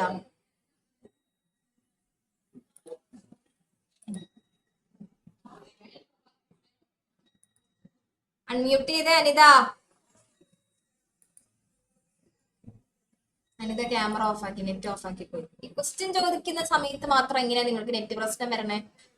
അതൊരു അത്ഭുതകരമായ കാര്യമായിരിക്കുന്നു. അതുവരെ ഒരു കുഴപ്പമില്ല. റോട്രിക്സ് വന്നിട്ടുണ്ടല്ലോ. Very punctual. പറഞ്ഞേ ദേവപ്രീതേ, ഏതാണ് റൈപ്പനിങ്ങിനെ സഹായിക്കുന്ന ഹോർമോൺ? Very good, ethylene. എത്തിലിന്റെ പ്രൈമറി ഫംഗ്ഷൻ അതാ, മെയിൻ ആയിട്ട് അതാണ് ചെയ്യുന്നത് അല്ലെ. ഇപ്പൊ ഈ ഫ്രൂട്ട്സും കാര്യങ്ങളൊക്കെ വേഗത്തിൽ പഴുക്കാൻ വേണ്ടി മരുന്നടിച്ച് പഴുപ്പിക്കാന്നൊക്കെ നിങ്ങൾ കേട്ടിട്ടുണ്ടാവും. ആ അടിക്കുന്ന മരുന്ന് എന്ന് പറഞ്ഞത് എത്തിലിനാണ് കേട്ടോ. അപ്പൊ ഇതും ജിബ്രലിന്റെ വൺ ഓഫ് ദി ഫംഗ്ഷൻ ആണ്, പക്ഷെ എത്തിലിന്റെ മെയിൻ പ്രൈമറി ഫംഗ്ഷൻ ആണ്, അതാണ് വ്യത്യാസം. പിന്നെന്താ, ഡെവലപ്പ് ഫേസ് ട്രാൻസിഷൻ അല്ലെങ്കിൽ ലീഫ് ഗ്രീനിങ്ങിനെയൊക്കെ സഹായിക്കുന്നു, അതാണ് ജിബ്രലിന്റെ മെയിൻ ഫംഗ്ഷൻ. അറിഞ്ഞു കേട്ടോ. ഓക്കെ, അടുത്ത ക്വസ്റ്റ്യൻ നോക്കൂ. Plant growth regulators play important Rolls in growth promoting and inhibiting activity. Which hormone known as stress hormone? ആരാണ് സ്ട്രെസ് ഹോർമോൺ? പ്ലാന്റ്സിലെ സ്ട്രെസ് ഹോർമോൺ ഏതാ? വൺ വേർഡാ. ഈ സ്ട്രെസ് ഹോർമോൺ നിറയെ തവണ ചോദിച്ചിട്ടുണ്ട്, റിപ്പീറ്റഡാ സ്ട്രെസ് ഹോർമോൺ ഒക്കെ. സിമ്പിളാ. ഏതാ? ABA. ABA എന്ന് എഴുതിയാലും മതി കേട്ടോ. അബ്സിസിക് ആസിഡ് ആണ്. ഏതെഴുതിയാലും നിങ്ങൾക്ക് ABA എന്ന് എഴുതിയാലും അബ്സിസിക് ആസിഡ് എന്ന് എഴുതിയാലും മാർക്ക് കിട്ടും. ഈ പ്ലാന്റ്സിന് വരുന്ന സ്ട്രെസ് എന്തൊക്കെയാ? പ്ലാന്റ്സിന് വരുന്ന സ്ട്രെസ് എന്താ? Biotic stress and biotic stress. അതായത് ടെമ്പറേച്ചർ കൂടിയ സ്ട്രെസ് ആണ് അല്ലെ. നമുക്ക് അങ്ങനെയല്ല, എക്സാം വരുമ്പോൾ ഒരു സ്ട്രെസ്, കൂടുതൽ പഠിക്കാൻ വരുമ്പോൾ സ്ട്രെസ്, എഴുതാൻ പറയുമ്പോൾ സ്ട്രെസ്. അതുപോലെ പ്ലാന്റ്സിനെ സംബന്ധിച്ചിടത്തോളം വെള്ളം കൂടിയ സ്ട്രെസ്, കുറഞ്ഞ സ്ട്രെസ്, ഡ്രൗട്ട് വരൾച്ച വന്ന സ്ട്രെസ്, അതൊക്കെയാണ് അവരുടെ സ്ട്രെസ്സുകൾ. അപ്പൊ അതൊക്കെ ബയോട്ടിക് ആൻഡ് അബയോട്ടിക് സ്ട്രെസ്സുകളാണ്. അപ്പൊ അതാണ് അബ്സിസിക് ആസിഡ്. പിന്നെ name the hormone which is responsible for the bolting. അപ്പൊ കണ്ടോ, ഓരോ ഫംഗ്ഷൻ എടുത്ത് ചോദിച്ചിരിക്കുന്നു. നോക്കൂ, ബോൾട്ടിങ്ങിനെ സഹായിക്കുന്നത് ഏത് ഹോർമോൺ ആണ് ബോൾട്ടിങ്ങിനെ സഹായിക്കുന്നത്? റോസെറ്റ് ഫോർമേഷൻ ഒക്കെ സഹായിക്കുന്ന ഏത് ഹോർമോണാ?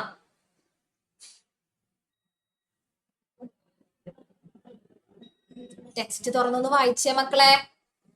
ആ ചാപ്റ്റർ എടുത്തോ നിങ്ങള്? ആ ചാപ്റ്റർ എടുത്ത് വെച്ചേ ഫസ്റ്റ്.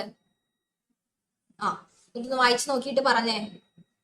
ബോൾട്ടിങ്ങിനെയൊക്കെ ബോൾട്ടിങ് മാത്രമല്ല, മാൾട്ടിങ് എന്ന് പറഞ്ഞ പ്രോസസ് ഉണ്ട്, അതിനെ സഹായിക്കുന്ന വേറെ ഹോർമോണാ.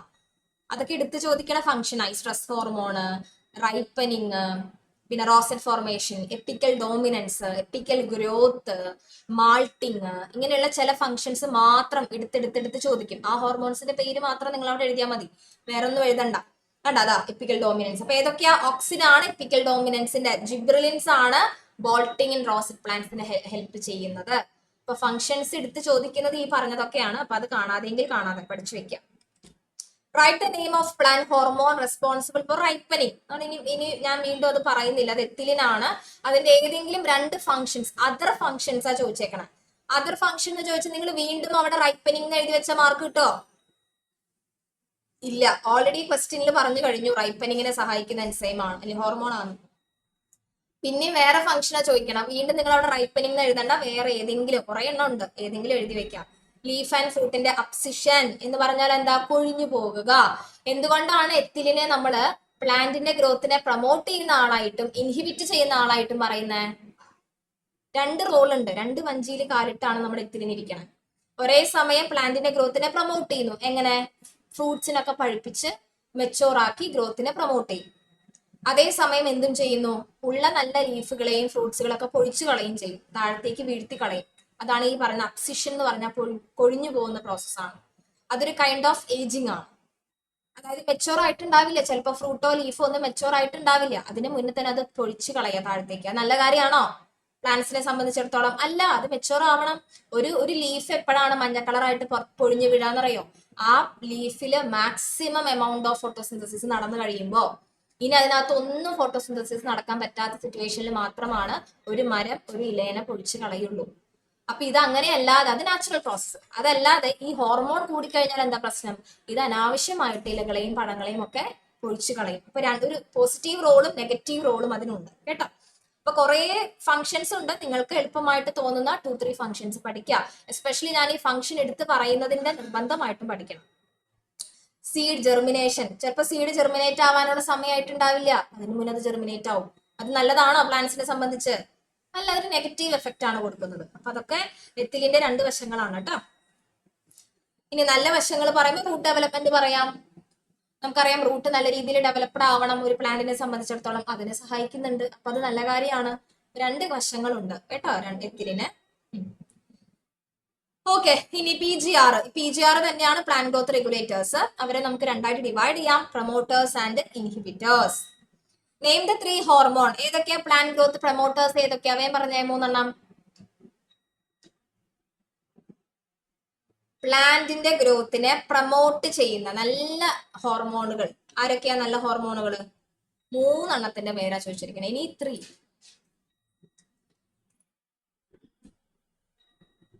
ഏതൊക്കെയാ? 3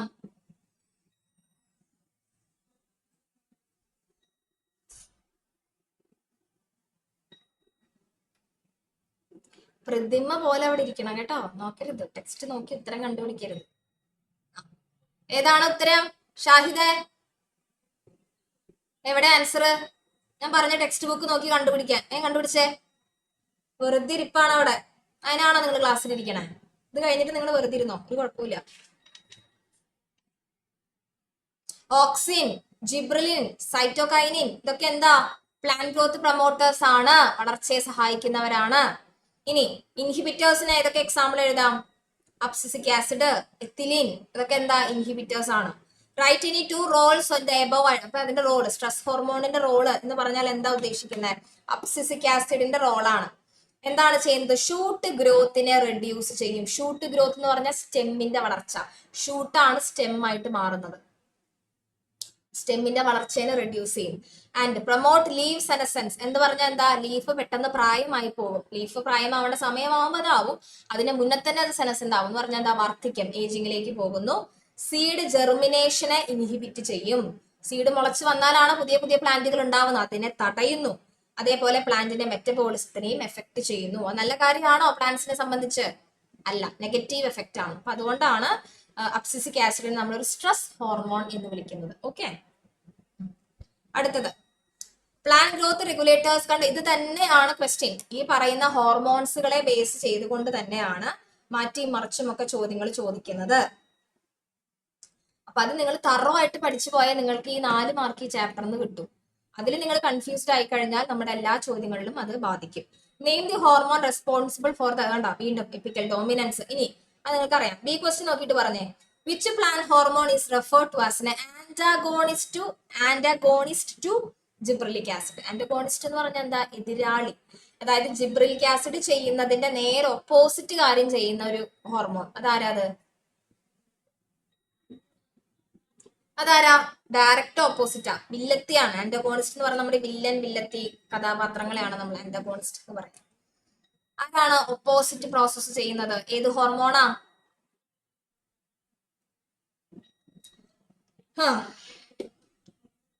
അബ്സിസിക് ആസിഡ് അല്ലേ? ഇവർ പരസ്പരം അങ്ങോട്ടും ഇങ്ങോട്ടും എതിരാളികളാ. ജിബ്രലിൻ ആണെങ്കിൽ സീഡ് ജെർമിനേഷനെ പ്രൊമോട്ട് ചെയ്യുമെങ്കിൽ നമ്മുടെ സ്ട്രെസ് ഹോർമോൺ അഥവാ നമ്മുടെ അബ്സിസിക് ആസിഡ് ആ സീഡ് ഡോർമൻസിനെയാണ് പ്രൊമോട്ട് ചെയ്യുന്നത്. അതായത് സീഡ് അങ്ങനെ തന്നെ ഇരിക്കാൻ, മയങ്ങിയിരിക്കുവാണെങ്കിൽ അങ്ങനെ തന്നെ ഇരിക്കണം, അത് ജെർമിനേറ്റ് ആവാതെ അങ്ങനെ തന്നെ ഇരിക്കാനാണ് ABA പ്രൊമോട്ട് ചെയ്യുന്നത്. അതേസമയം ജിബ്രലിൻ ആണെങ്കിലോ ഡോർമെന്റ് ആയിട്ട് ഇരിക്കാതെ ജെർമിനേറ്റ് ചെയ്ത് പുറത്തു വരാനാണ് ജിബ്രലിൻ ഹെൽപ്പ് ചെയ്യുന്നത്, അല്ലെങ്കിൽ അതിനാണ് പ്രൊമോട്ട് ചെയ്യുന്നത്. രണ്ട് ഓപ്പോസിറ്റ് റിയാക്ഷൻ ആണ് കേട്ടോ. ഓക്കെ, ഇനി ഇങ്ങനത്തെ ഒരു ഡയഗ്രാം നിങ്ങളുടെ ടെക്സ്റ്റ് ബുക്കിനകത്ത് കണ്ടോ? ഇതേ സെയിം ഡയഗ്രാം തന്നെ ചോദിക്കും. ഇത് എന്തിനാ കാണിക്കുന്നത്? ഏത് കൈൻഡ് ഓഫ് ഗ്രോത്തിനെയാണ് ഇത് ഇൻഡിക്കേറ്റ് ചെയ്യുന്നത്? ഈ ഡയഗ്രാം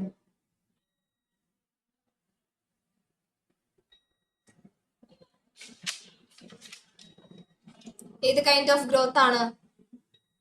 ടെക്സ്റ്റ് ബുക്കിൽ നോക്കിയാൽ മതി. ടെക്സ്റ്റ് ബുക്കിനകത്തുണ്ട് അതേ സെയിം ഡയഗ്രാം, ഒരു വ്യത്യാസവും ഇല്ല.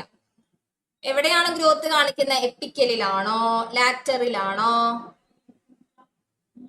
ഡയഗ്രാം നോക്കിയിട്ട് പറഞ്ഞേ.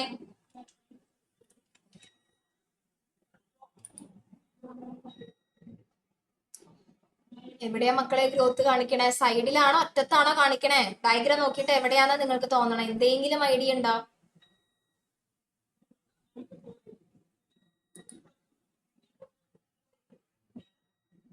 എപ്പിക്കലാണ്. Yes, apical. കണ്ടോ, ഇവിടെയാണ് ഇൻഡിക്കേഷൻ കൊടുത്തിരിക്കുന്നത്, അറ്റത്താണ്. എപ്പിക്കലാണ്. എപ്പിക്കലിന്റെ സ്പെല്ലിംഗ് A ആണ് കേട്ടോ, സ്റ്റാർട്ടിങ് E അല്ല, A ആണ് സ്റ്റാർട്ടിങ് കേട്ടോ. ഓക്കെ, സോ എപ്പിക്കൽ ഡോമിനൻസ് ആണ്. അതിനെ സഹായിക്കുന്ന ഹോർമോൺ ഓക്സിൻ ആണ്. ഇനി അവിടെ ചോദിക്കാൻ ചാൻസ് ഉള്ള ഒന്നാണ് ഈ പ്ലാസ്റ്റിസിറ്റി. ആ ചോദ്യത്തിലേക്ക് പോകാം. What is plasticity? Give one example. ഇത് ക്ലാസ് എടുക്കുമ്പോൾ ഞാൻ പെട്ടെന്ന് അങ്ങ് പറഞ്ഞു പോയൊരു ടോപ്പിക്കാണ് പ്ലാസ്റ്റിസിറ്റി. പ്ലാസ്റ്റിസിറ്റി എന്ന് പറഞ്ഞാൽ വെരി സിമ്പിൾ. അതായത് പ്ലാന്റ് അവരുടെ നേച്ചറിനും അവർ താമസിക്കുന്ന എൻവയോൺമെന്റിനും അനുസരിച്ച് സ്വയം ചേഞ്ചസ് വരുത്തി അഡാപ്റ്റഡ് ആവുന്നതിനെയാണ് പ്ലാസ്റ്റിസിറ്റി എന്ന് പറയുന്നത്. ഫോർ എക്സാമ്പിൾ, ഇപ്പൊ നിങ്ങൾ +2 ഒക്കെ കഴിഞ്ഞ് വേറെ കോഴ്സൊക്കെ ചേർന്ന് നിങ്ങൾ ഹോസ്റ്റലിലേക്ക് മാറി താമസിക്കാന്ന് വിചാരിക്കാം. നിങ്ങളുടെ വീട്ടിലുള്ള സെയിം സിറ്റുവേഷൻ ആണോ ഹോസ്റ്റലിൽ ഉണ്ടാവുക? ആണോ? അതേ ഫുഡും സാഹചര്യങ്ങളും ഒക്കെ ആണോ? അല്ല. പക്ഷെ നമുക്ക് വേറെ നിവൃത്തിയില്ലാത്തത് കൊണ്ട് നമ്മൾ അതുമായിട്ട് അഡാപ്റ്റഡ് ആയി സെറ്റായി അങ്ങ് പോകും. അതാണ് പ്ലാസ്റ്റിസിറ്റി.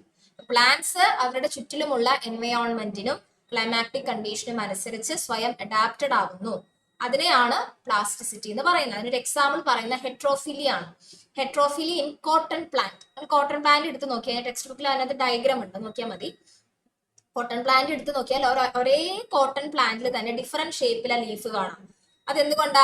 ആ ഓരോ പൊസിഷനിലും ആ ലീഫിന് കിട്ടുന്ന സൺലൈറ്റ്, ഫോട്ടോസിന്തറ്റിക് റേറ്റ് അതിനനുസരിച്ച് അതിന്റെ ഷേപ്പിൽ വേരിയേഷൻസ് വരികയാണ്.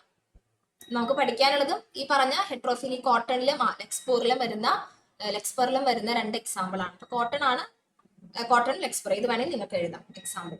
എന്നുവെച്ചാൽ അതിന്റെ ലീഫിന്റെ സ്ട്രക്ചർ ഒരേ പ്ലാന്റിലാണെന്ന് ഓർക്കണം. നമ്മൾ എങ്ങനെ വിചാരിക്കും ഒരു പ്ലാന്റിലെ എല്ലാ ലീഫും ഒരേപോലെയാണ്. പക്ഷെ ഇവിടെ അങ്ങനെയല്ല. ഓരോ പ്ലാന്റിലും കിട്ടുന്ന സൺലൈറ്റിന്റെ അളവ് വ്യത്യാസമാണ്, അവിടെ നടത്തുന്ന ഫോട്ടോസിന്തസിസ് റേറ്റ് വ്യത്യാസമാണ്, ഓറിയന്റേഷൻ, അതിൽ ക്ലോറോഫിലിന്റെ എമൗണ്ട് ഒക്കെ വ്യത്യാസമാണ്. അതനുസരിച്ച് ആ ലീഫുകളുടെ സ്ട്രക്ചറിൽ വരുന്ന മാറ്റം, അതാണ് നമ്മൾ അവിടെ പഠിക്കുന്ന വൺ ഓഫ് ദി എക്സാമ്പിൾ. കേട്ടോ? അപ്പൊ എന്താണ് പ്ലാസ്റ്റിസിറ്റി എന്ന് കിട്ടിയോ? അഡാപ്റ്റിംഗ് ആണ്. എവിടെയാണോ സിറ്റുവേഷൻ അതിനെ അഡാപ്റ്റ് ചെയ്തുകൊണ്ട് അവരുടെ ബോഡി സ്ട്രക്ചറിൽ വരുത്തുന്ന മാറ്റം, അതാണ് പ്ലാസ്റ്റിസിറ്റി.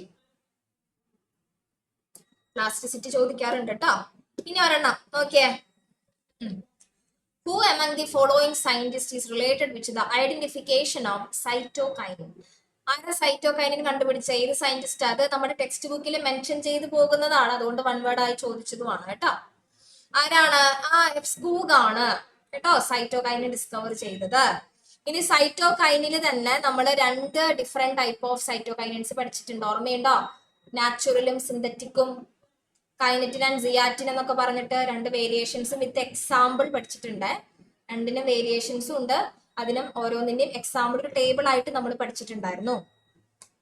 ഓക്കെ, ഇനി ഈ ചോദ്യം എന്താണ്? കുറെ ഫങ്ഷൻസ് കൊടുത്തിട്ടുണ്ട് പ്ലാന്റ് ഗ്രോത്ത് റെഗുലേറ്റേഴ്സിന്റെ. ഇതിൽ തന്നെ റെഗുലേറ്റേഴ്സ് ഉണ്ടായിരിക്കും, അതേപോലെ ഇൻഹിബിറ്റേഴ്സും ഉണ്ടായിരിക്കും. നിങ്ങളോട് അറേഞ്ച് ചെയ്യാനാണ് പറയുന്നത്. അപ്പൊ നമുക്ക് ഈ ഒരു ക്വസ്റ്റ്യൻസ് നമുക്കൊന്ന് വർക്ക്ഔട്ട് ചെയ്ത് നോക്കാം. ഒന്ന് വർക്ക്ഔട്ട് ചെയ്തേ. ലാസ്റ്റ് ക്വസ്റ്റ്യൻ വർക്ക്ഔട്ട് ചെയ്യാൻ പറഞ്ഞ നോട്ട് ബുക്ക് എടുക്കുക, ഇതൊന്ന് ചെയ്യാം. ക്വസ്റ്റ്യൻ എഴുതണ്ട, ആൻസർ മാത്രം. അതായത് ടേബിൾ വരച്ച് എഴുതിയാൽ മതി. റെഗുലേറ്റേഴ്സ്, ഇൻഹിബിറ്റേഴ്സ്, വേറെ ഒന്നും നിങ്ങൾ ചെയ്യണ്ട. വേഗം ഒന്ന് ചെയ്തേ. ചെയ്യാൻ പറ്റുന്നുണ്ടോ എന്നൊന്ന് നോക്കിക്കേ.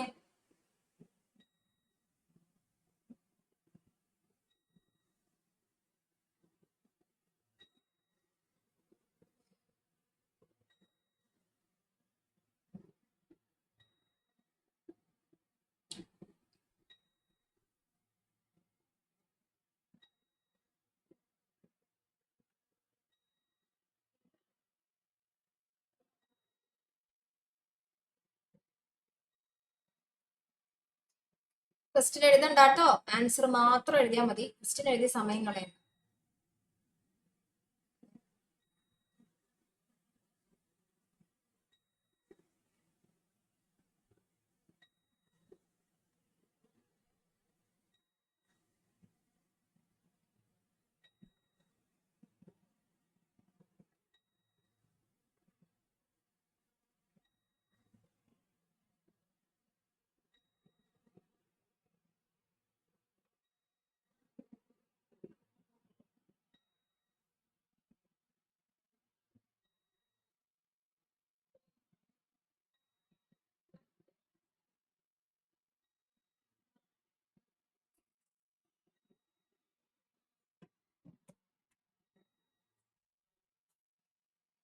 കഴിഞ്ഞോ? ടേബിളൊക്കെ വെറുതെ കൈകൊണ്ട് വരച്ചാൽ മതി കേട്ടോ. ഇനി അതിന് നിങ്ങൾ ട്രാക്ടർ ഒന്നും എടുക്കാൻ പോകണ്ട.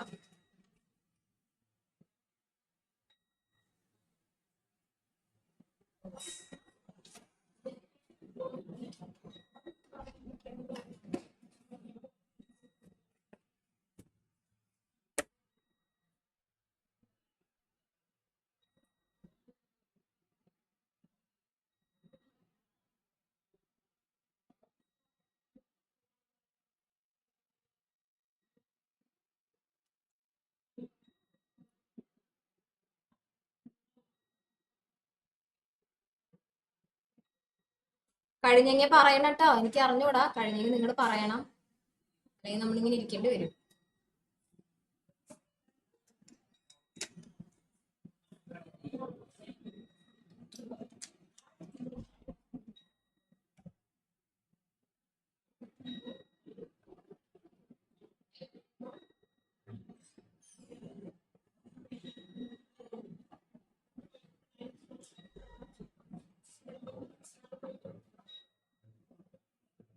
വിശക്കുന്നുണ്ടോ മക്കളെ നിങ്ങൾക്ക്? അതാണല്ലോ മന്നത. വിശക്കുന്നുണ്ടെങ്കിൽ നിങ്ങൾക്ക് ഫുഡ് കഴിക്കാം കേട്ടോ, ക്ലാസ്സിലിരുന്ന് കഴിക്കാം, അതിന് പ്രശ്നമൊന്നുമില്ല. നിങ്ങൾ ഇനി 10 മണി ആവുന്ന വരെ വെയിറ്റ് ചെയ്യുന്നത് വേണ്ട കേട്ടോ. ചിലർ മരുന്ന് കഴിക്കുന്നവരും തലവേദന വരുന്നവരൊക്കെ ഉണ്ട്. അപ്പൊ അത് കഴിക്കുന്നോണ്ടൊന്നും എനിക്ക് പ്രശ്നമില്ല. ശ്രദ്ധിച്ചാൽ മതി ക്ലാസ്സിൽ. ആ വഴിക്ക് അങ്ങ് പോവരുത്. ഞാൻ ഭക്ഷണം കഴിക്കാൻ പോവാണേ എന്ന് പറഞ്ഞ് പോവണ്ട. കഴിച്ചോ നിങ്ങള്, ശ്രദ്ധിച്ചാൽ മതി.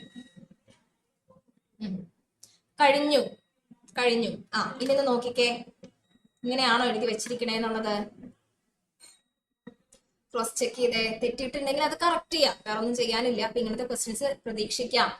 ഇങ്ങനത്തെ തന്നെ കുറെ എണ്ണം ഉണ്ട്. ഞാൻ ഒരെണ്ണം മാത്രം ആഡ് ചെയ്തെന്ന് മാത്രം. ഇത് തന്നെ പല തരത്തിലും ടേബിൾ ആക്കിയിട്ടും അതല്ലാതെയും ഒക്കെ ഫംഗ്ഷൻസ് മാത്രം എടുത്തെഴുതാനും നിങ്ങളോട് കാണാതെ ടാബുലേറ്റ് ചെയ്ത് ഫംഗ്ഷൻ എഴുതാനും ഒക്കെ ചോദ്യം വന്നിട്ടുണ്ട്. അപ്പൊ എപ്പോഴും ഇങ്ങനെ ഓപ്ഷൻസ് വരും എന്ന് പ്രതീക്ഷിച്ചിട്ട് പോകരുത് കേട്ടോ. ഓപ്ഷൻസ് തരണം എന്ന് ഒരു നിർബന്ധവും ഇല്ല. ഓപ്ഷൻസ് നമ്മൾ തന്നെ എഴുതണം. നമ്മൾ തന്നെ പഠിച്ചെഴുതേണ്ട സാഹചര്യങ്ങളുണ്ട്. അങ്ങനത്തെ ചോദ്യങ്ങളും വരും. എല്ലായിടത്തും ഓപ്ഷൻസ് കിട്ടുന്ന കരുതണ്ട, പഠിച്ചു പോവാ. ഓപ്ഷനാണെങ്കിൽ മെയിൻ ആയിട്ട് നിങ്ങൾ പഠിക്കേണ്ട എപ്പിക്കൽ ഡോമിനൻസിന്റെ കാര്യം, സ്റ്റെം കട്ടിങ്ങിന് ഇനീസിയേഷൻ, അതായത് തുടക്ക ഭാഗത്തിന്റെ വളർച്ചയെ സഹായിക്കുന്ന എപ്പോഴും ഓപ്സിനാ. അതാണ് എപ്പെക്സിൽ കാണുന്നത് നമ്മൾ പ്രത്യേകം പറയുന്നത്. ജിബ്രിലാണെങ്കിൽ ബോൾട്ടിങ്ങും ഇന്റർനോഡ് ഇലോങ്ങേഷൻ. ഇന്റർനോഡ് ഇലോങ്ങേഷൻ എന്ന് പറയുമ്പോൾ നിങ്ങൾക്ക് അവിടെ എക്സാമ്പിൾ ആയിട്ട് ഗ്രേപ്സിന്റെ കാര്യം പറയാം. ഗ്രേപ്പിന്റെ സ്റ്റോക്കിന്റെ നീളം കൂടുമ്പോൾ കൂടുതൽ ഗ്രേപ്സ്, ഒരു മുന്തിരിക്കോല നിങ്ങൾ നോക്കിക്കഴിഞ്ഞാൽ അതിൽ ഓരോ സ്റ്റോക്കിന്റെ നീളം കൂടിക്കഴിഞ്ഞാൽ നമുക്ക് കൂടുതൽ ഗ്രേപ്സ് ഉൾക്കൊള്ളാൻ പറ്റും, ഇൻക്ലൂഡ് ചെയ്യാൻ പറ്റും. അതാണ് അവിടുത്തെ ഒരു തിയറി. സൈറ്റോകൈനിൻ ആണെങ്കിൽ സെൽ ഡിവിഷൻ എപ്പിക്കൽ ഡോമിനൻസിനെ ഓവർകം ചെയ്യുന്നു. അത് ഇമ്പോർട്ടന്റ് ആയിട്ടുള്ള ഫങ്ഷൻസ് മാത്രമാണ് എടുത്ത് പറഞ്ഞിരിക്കുന്നത്. വേറെ ഒന്നും പഠിച്ചില്ലെങ്കിലും അറ്റ്ലീസ്റ്റ് ഇമ്പോർട്ടന്റ് ആയിട്ടുള്ള റെഗുലേറ്റേഴ്സിന്റെയും ഇൻഹിബിറ്റേഴ്സിന്റെയും ഫങ്ഷൻസ് നിങ്ങൾ പഠിക്കണം. ഓക്കെ, സോ യെസ്, ഇത്രയുമാണ് നമ്മുടെ ചാപ്റ്റേഴ്സ്. 3 ചാപ്റ്റേഴ്സ്. മാക്സിമം ക്വസ്റ്റ്യൻസും ടോപ്പിക്കും കോൺസെപ്റ്റും ഒക്കെ നമ്മൾ ഡിസ്കസ് ചെയ്തു എന്നാണ് ടീച്ചർ വിചാരിക്കുന്നത്. ഇനി നിങ്ങൾ എന്ത് ചെയ്യണം? നിങ്ങൾ എന്താ ചെയ്യേണ്ടത്? അടച്ചു കിടന്നുറങ്ങണം ആണോ? എന്ത് ചെയ്യണം? കുറച്ചു നേരമൊക്കെ ഉറക്കമുളച്ച് പഠിക്കണം. +1 ആയില്ലേ, ഹൈസ്കൂളും UP ഒക്കെ കഴിഞ്ഞില്ലേ, ഇത്രയും നേരം ക്ലാസ്സിലിരുന്ന് ഇപ്പൊ തന്നെ പഠിക്കണം. നല്ല റിഫ്രഷ്ഡ് ആയിട്ട് ഒരു 10 മണി 10:30 ഇരിക്കുക. നാളെ എന്തായാലും ലീവാ. ലേറ്റ് നൈറ്റ് കുറച്ചിട്ടിരുന്ന് പഠിച്ചോ.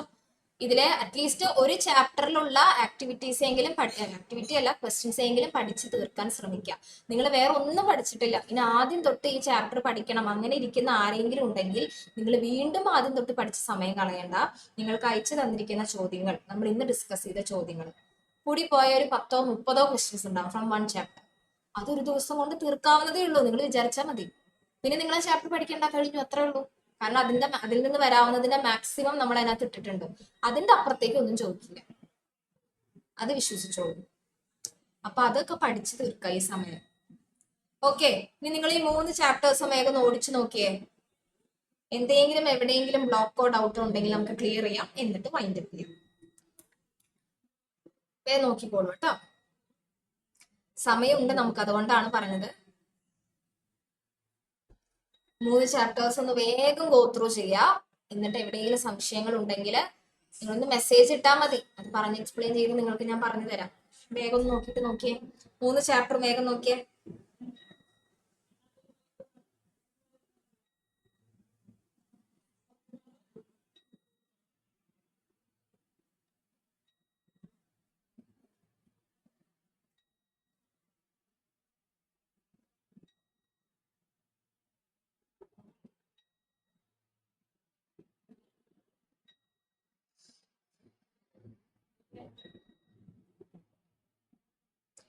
ഓക്കെ ആണെങ്കിൽ ഒരു തംസ് അപ്പ് തരണം കേട്ടോ.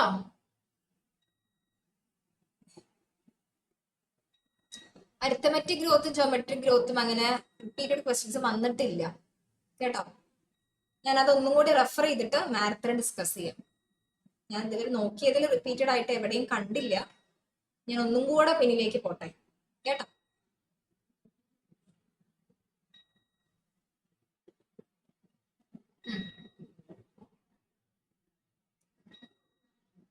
ബാക്കിയുള്ളവരൊക്കെ ഒന്ന് നോക്കിയ മക്കളെ, വെറുതെ ഇരുന്ന് സമയം കളയാതെ.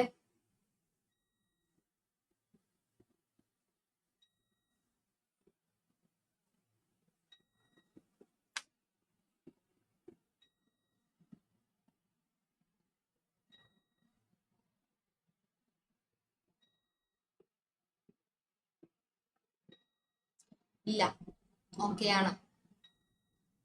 ആണോ ഷാഹിദെ? വല്ല നോക്കിയോ നീ? എല്ലാം ഓക്കെ ആണ്. ഇപ്പൊ ഞാൻ ചോദിച്ചതിന്റെ ഉത്തരം എവിടെ? ഏ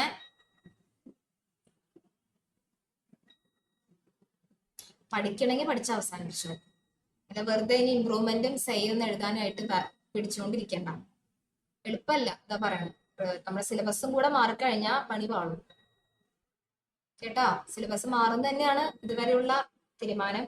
അറ്റ്ലീസ്റ്റ് റിവൈസ്ഡ് ആവെങ്കിലും ചെയ്യും. സിലബസ് മാറ്റങ്ങൾ വരും എന്നുള്ളത് ഉറപ്പാ. കാരണം 10ാം ക്ലാസ് വരെയുള്ളതിന്റെ സിലബസ് ഒക്കെ മാറിക്കഴിഞ്ഞു ഈ 2 വർഷം കൊണ്ട്. ഇനി +1 +2 മാത്രമേ ഉള്ളൂ. +1 +2 മാറിയിട്ട് 10 വർഷമായി. അപ്പൊ ഒരു മാറ്റം അനിവാര്യമാണ്, മാറും. അപ്പോൾ ഇപ്പൊ പഠിച്ച് തീർത്തില്ലെങ്കിൽ നിങ്ങൾ ഇനി അടുത്ത വർഷം പുതിയ സിലബസ് ഇരുന്ന് പഠിക്കാതിരിക്കണം. അത് പറയണത്ര എളുപ്പമൊന്നുമില്ല. അപ്പൊ അതുകൊണ്ട് പഠിച്ച് അവസാനിപ്പിച്ച് ജയിച്ചു പോവാന്നാണ് ഞാൻ ഉദ്ദേശിച്ചത്. നല്ല മാർക്ക് വാങ്ങിച്ച് ജയിക്കുക. +2 നിങ്ങൾ കുറച്ച് എഫേർട്ട് ഇട്ടാൽ മതി. എനിക്ക് ഇതൊക്കെ എന്തെങ്കിലും ഡൗട്ട് ഉണ്ടോ മോളെ? ഹാൻഡ് റൈസ് ചെയ്ത് പെട്ടെന്ന് ലോവർ ഹാൻഡ് ചെയ്തു.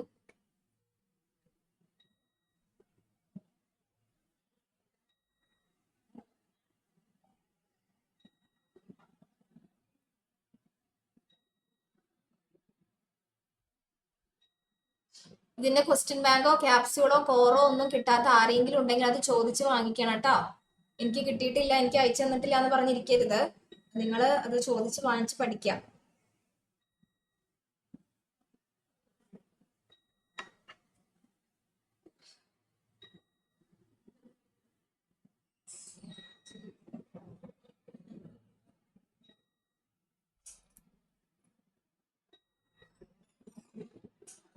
ഓക്കെ, ഇനി ഒന്ന് എന്തെങ്കിലും ഉണ്ടോ ഇനി ബാലൻസ്? ആരുടെയും തംസപ്പ് ഒന്നും കിട്ടിയില്ല. 1-2 പേരുടെ തംസപ്പേ കിട്ടിയുള്ളൂ. ബാക്കിയുള്ളവർ തംസപ്പ് ഒന്നും ഇട്ടിട്ടില്ല. നിങ്ങൾ നോക്കിക്കൊണ്ടിരിക്കുകയാണോ, അതിന് പറയാനിരിക്കുകയാണോ എന്താന്ന് എനിക്ക് അറിയില്ല. ഞാനിങ്ങനെ ഊഹിച്ചെടുക്കണം. ആ, മൊത്തം ഊഹാപോഹങ്ങളാണ്. നിങ്ങളും കൊള്ളാം, +1കാരും കൊള്ളാം. നിങ്ങൾ +1 ആയാലും നിങ്ങളും കൊള്ളാം, +2കാരും കൊള്ളാം. ഊഹിച്ചെടുക്കണം. ഇങ്ങനെ നിങ്ങൾ എന്താണ് പറയാൻ ഉദ്ദേശിക്കണേ എന്നുള്ളത് മൈൻഡ് മാപ്പിംഗ് ചെയ്യണം. കുറച്ച് പേരാണ് എന്തെങ്കിലും മിണ്ടുന്ന ആൾക്കാർ. ശരി, അപ്പൊ വേറെ ഒന്നും ഇല്ല. ഓക്കെ ആണെങ്കിൽ ലീവ് ചെയ്തോളൂ. അടുത്ത ക്ലാസ്സിലേക്ക് റിവിഷൻ പഠിച്ചിട്ട് വരും. Thank you.